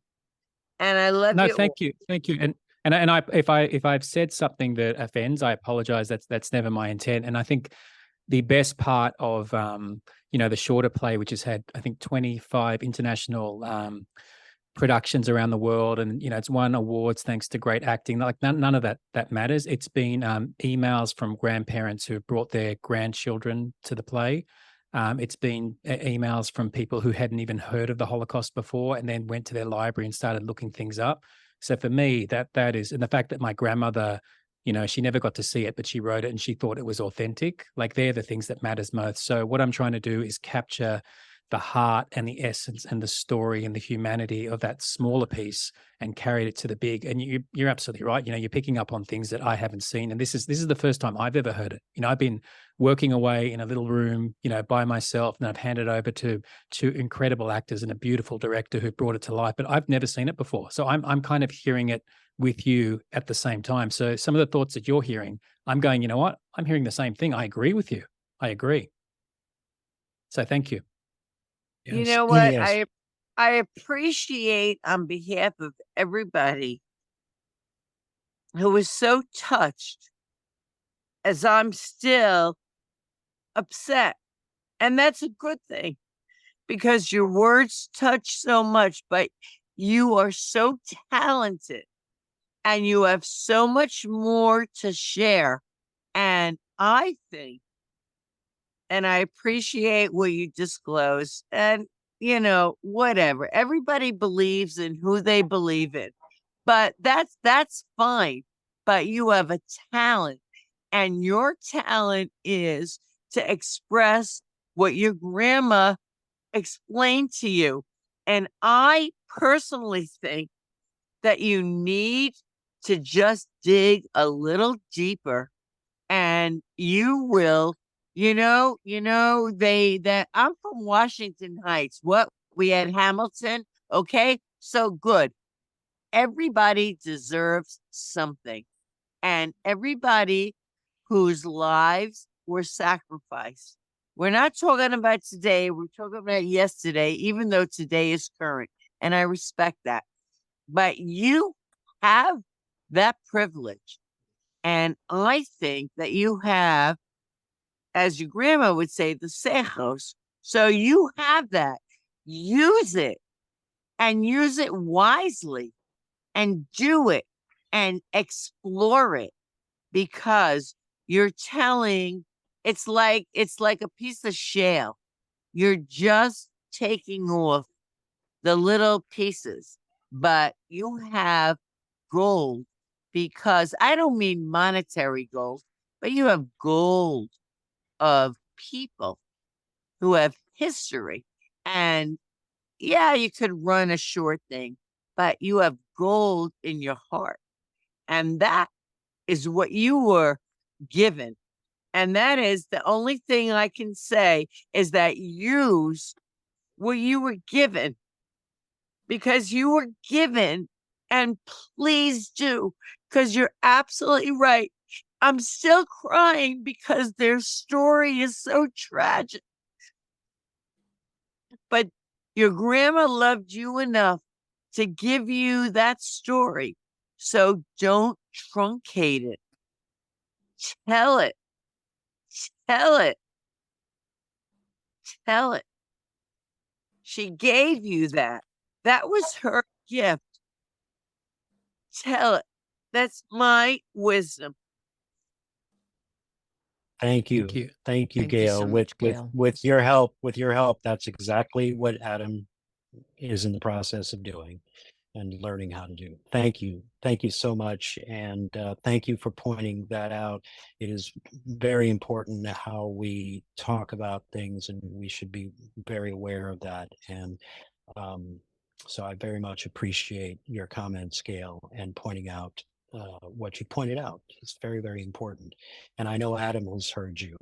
And I know we will definitely have more conversations about this. So thank you. Thank you very much, Gail. We so appreciate you, and we so appreciate you being here. I know I believe Robin invited you, and we're so happy that she did and that you took her up on it. Your point of view is absolutely invaluable, and to hear you be willing to take the time to express it to Adam and to all of us here is I cannot overstate the importance of that, and how beneficial that is to this artist in his developmental journey with this very, very powerful story. So, Gail, I really want to thank you from the bottom of my heart for being here and for expressing everything that you've expressed, and for I'm glad that you have felt comfortable enough to be able to share your feelings and your thoughts with us. Incredibly important, and I know Adam is hearing every word of that. And so thank you. Thank you so much. I cannot say it enough, Gail. Thank you. Is there anybody else is there anybody else who'd like to weigh in? And I'd like to also give our actors, both Robin and Peter, a chance before we all head off into our day or evening. Give them a chance if they'd like to say comments, their feelings about this story, this piece, the characters that they just brought so brilliantly to life for us.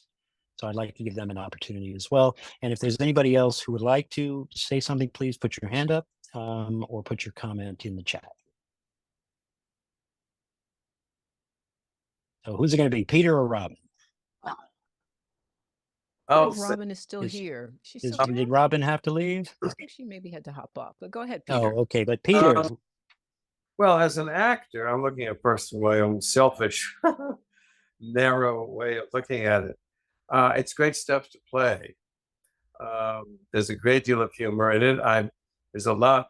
I mean, I apologize. We certainly were trying as hard as best we could, but there's a lot more work that would have to go into that from the performance angle before you really get that text working the way it's written. The humor is just there, and it depends on how the characters want to deal with that humor. It's constant. It's there all the time, underneath bubbling, even the most tragic moments, the most tearful and heart-rending moments. Humor is part of suffering, and I just incidentally I'm learning that by working on another project altogether on Dostoevsky. Yes, we're writing a musical about Dostoevsky, and they've asked me to play Dostoevsky. And I met a Russian lady the other day and told her that they'd cast me as Dostoevsky, and she said very seriously, "Oh, I'm so sorry." and she wasn't making a joke. And the more I go into Dostoevsky, I see what she means to play that character, to get into that character, to the suffering that you would have to go through with this character as well. With this character as well. Dostoevsky was condemned to be shot by the Tsar's police and got up to the point of the blindfold and they were going to shoot him. And then they got a reprieve from the Tsar at the last minute, which was faked. The Tsar did that on purpose to every intellectual who was arrested and sent to the Gulag for 8 years. And he said that was the happiest day of his life. He was reborn. So these people, anyone who lives through Auschwitz, they don't tend to end up like Dostoevsky. Dostoevsky's humanity expanded after that experience. A lot of people just freeze. Most humans would just freeze if you went to that death factory and what humans can do to humans. And this play is very much about that, with humor, with, I mean, a few people can go through like that. Buddha, Christ, figures who are spiritually empowered by their comprehension that suffering is life. Suffering is part of life. Americans were so comfortable with our materialistic world, and we want to stay away from suffering, but you can't avoid it. and it is a sign of life. So anyway, all of this is wrapped up in this script. It's there, and it was an honor to work on it as crudely as we did. Or I did anyway. Well, I wouldn't quite use the word crudely, Peter, but it is absolute. But I hear what you're saying. But believe me, I know exactly what you're saying. And but want to thank you very much for your great work. director, Robin, everybody, and the tech people too. It's a struggle. Frankly, I loathe working on Zoom. But what are you gonna do? I mean, this is the best way to do it. But the Electroverse, I'm an old fart, and it's not for me. It's just not for me. Live stage. Give me the live stage. By the way, our playwright. Do you know Aubrey Miller in Australia? Do you know who he is? The director, Australian director, Sir No. Aubrey. No, Sir, now you make it sound like I should know him. Can't it just be like bloke? I thought most people in theater in Australia do. Yeah. Well, he's kind of retired now, but he's young. You may want to reach out to him. He's always open to stuff. He's very much into Chekhov and into that stuff. So yeah, Sir Aubrey Miller. He ran the NIDA. You know, NIDA, National Dramatic. Anyway, Yes. All right, thank you. I'll look into that. Awesome. Thank you. Thank you, Peter. Thank you. Absolutely. And let us know what you're doing if there's a link or anything, any way we can find out about information so we can share it. I hate the Electroverse. I don't post anything. I'm an old fart. I loathe it all. I mean, I have accounts, but I just, I snoop, but I don't post. I'm going to check off now, but thank you guys. Thank all of you. It was Thank you, Peter. a nice, positive Thank you, experience. Thank you, Peter. so much. We'll be in touch, Peter. Thank you. Peter. Oh. Okay. We'll get him back. We'll get him back, Passion. We'll get him back. I Okay. wanted to say Rhonda, that yes, someone had throw it to you as well. Definitely. I love working on Zoom because I got the opportunity to work with Peter and Robin and direct them in this fantastic piece that is so touching and so moving and is based on a personal reminiscence from Adam's family. And I love live theater, and live theater is always a joy, but when you cannot be there with the proscenium or the black box, I will take the glitches, the sound technical problems, and the issues with scripts and what have you to nurture the work of writers, of good writers, and people who have strong sentiments and beautifully artistic ways of expressing it. Wonderful. Yeah, absolutely. It's as limitations aside, clearly this whole Zoom thing, it was not designed to do what we are making it do, but we are making it do it. and that's the thing. We are showing it is possible, and there's workarounds for everything, right? So we can, we are going to continue this. I want to thank everybody. Kim, do we have any final comments or anybody's hands up or anybody else who would like to say something before we close? Yeah, hello, do you hear me? Yes, go ahead, please. Yeah, hi, it's Gotti. Just one more comment for Adam. It was interesting that it seemed that Rosa suffered more in this situation than Leo did, and it's just a comment. I'm not saying that it's right or wrong or good or bad or whatever. It's just that you just see her suffering more, and that it may have affected him more as a love story, of somebody's passion, who's a passionate person, who wanted to have, this thing with her, and that to her, it was more the suffering of what happened in the camps and all the losses and everything, that it seemed that her suffering was more somehow legitimate than his. So just the way I kind of saw it. Yeah, Thank you. That's good. That's interesting. You alluded a little bit to what made you think that. Do you want to expound on that just at all a little bit more, or is that?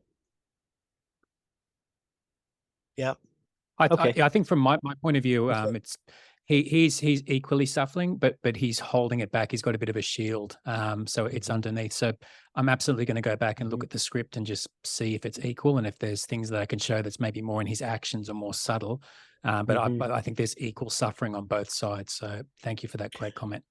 Yeah, absolutely, absolutely, and of course that is something that a cast and a production would explore. That scenario they would explore, but anything, of course, that the writer can do to help, absolutely should be there. So that scenario you can look at as well, Adam. Okay, any last comments? Anything? Rhonda, I'm looking at her comments. She says, thanks to everyone who attended and contributed to the feedback. Yes.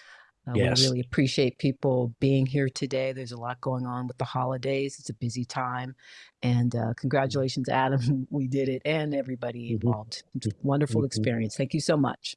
Yes, absolutely. Congratulations, everyone. Adam, do you feel like you got some good feedback today? Were we I able got to some get you great feedback, and I'd like to say, a few thanks to the beautiful audience for all of their honest feedback. I love it.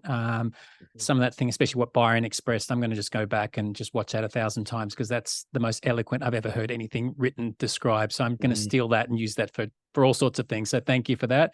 My beautiful actors, Robin and Peter, I thought you're absolutely fantastic. Even though you're not here, hopefully you're watching this back. You did a fantastic job. And Laura as well, who did all the stage direction, coming in perfectly. My amazing director, Rhonda Passion Hansome, who's just so passionate and so supportive and put in so much time and effort. All you beautiful people that we can't see that made that all happen behind the scenes. Kimberly, who's just tireless and answers every single email and is so supportive. And of course, you, Garland, who are just, I've done a few of these, and this has just been one of the most supportive, fantastic experiences that I've had in my career. So, and the Billie Holiday Theatre as well. Thank you. And Zoomcatchers. So if I've left anyone out, I'm really sorry, but I thank you all. Oh, Thank no, you. not at all. Thank you very much, Adam. And of course, our heartfelt thanks to you for submitting, for it. It's an honor that you chose us to submit your piece to. We had a conversation about that, and it still blows me away. So I thank you for bringing us this wonderful story, and we'll continue our conversation. If you can hang around for a couple extra minutes after we shut this off, we can, and we'll continue our conversation, because you are now lifelong. You are now a member till the end of time of the Frank Silvera Writers Workshop family. We are here, as Rhonda, as Passion can attest. We have been here, and as you heard Dad say in the beginning, we have been here to develop plays, to help playwrights develop their plays, and that is our primary purpose and our primary mission in life. So we are here for you anytime, and I've told you this already, but I want it publicly known. We're here for you anytime, day or night. Give us a ring, an email, or any way we can help, and we will continue to work with you on this. And if you do a full rewrite, we will bring you back and we'll do another reading. Thank you. All right. And my thanks also to Kimberly Gunn, Executive Director of Zoomcatchers and Frank Silvera Writers Workshop's reading producer. Thank you so much. Adam is so right. She's tireless. She answers every email, every text. She is so on the ball. It's scary. And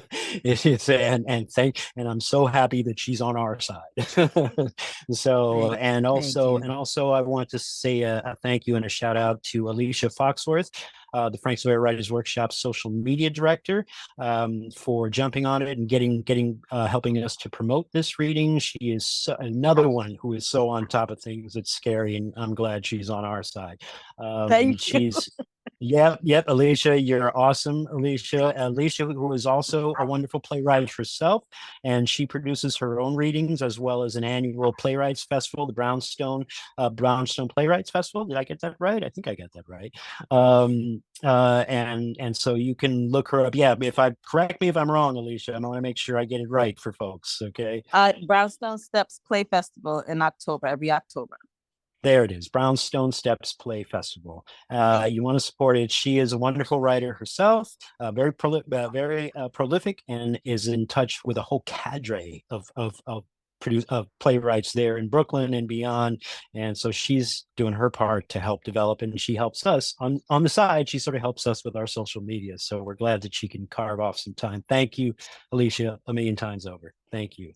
Yeah, and again, thank you, thanks to the folks at Zoom for making Zoom. Thanks to all the software companies that we use to make this happen. Thanks for the equipment makers, but thanks to you, the audience, for being here. We really, truly appreciate it. Remember, we've got our fundraising campaign, 50K in 50 and 50, basically, trying to raise $50,000 between now and 2025. And Kimberly has just put up the link there, and you can always also go to the FSWW.org to find out more about that and donate there. And always please feel free to reach out to us too. If you have any questions, if you know any playwrights or anyone who's interested in what we're doing, directors or actors, and you think they'd like to be a part of us, please reach out to us. You can contact us through our website, and we'll be happy to bring them into the fold. And with that, I think that's all I have to say. And just one more time, thank you to everyone involved. And thank you, Adam, for taking the time to put together such a wonderful story and to bring your grandmother to us in such an incredible way. And very grateful for that. So thank you. Awesome. That's a wrap, and we'll see you next time, folks.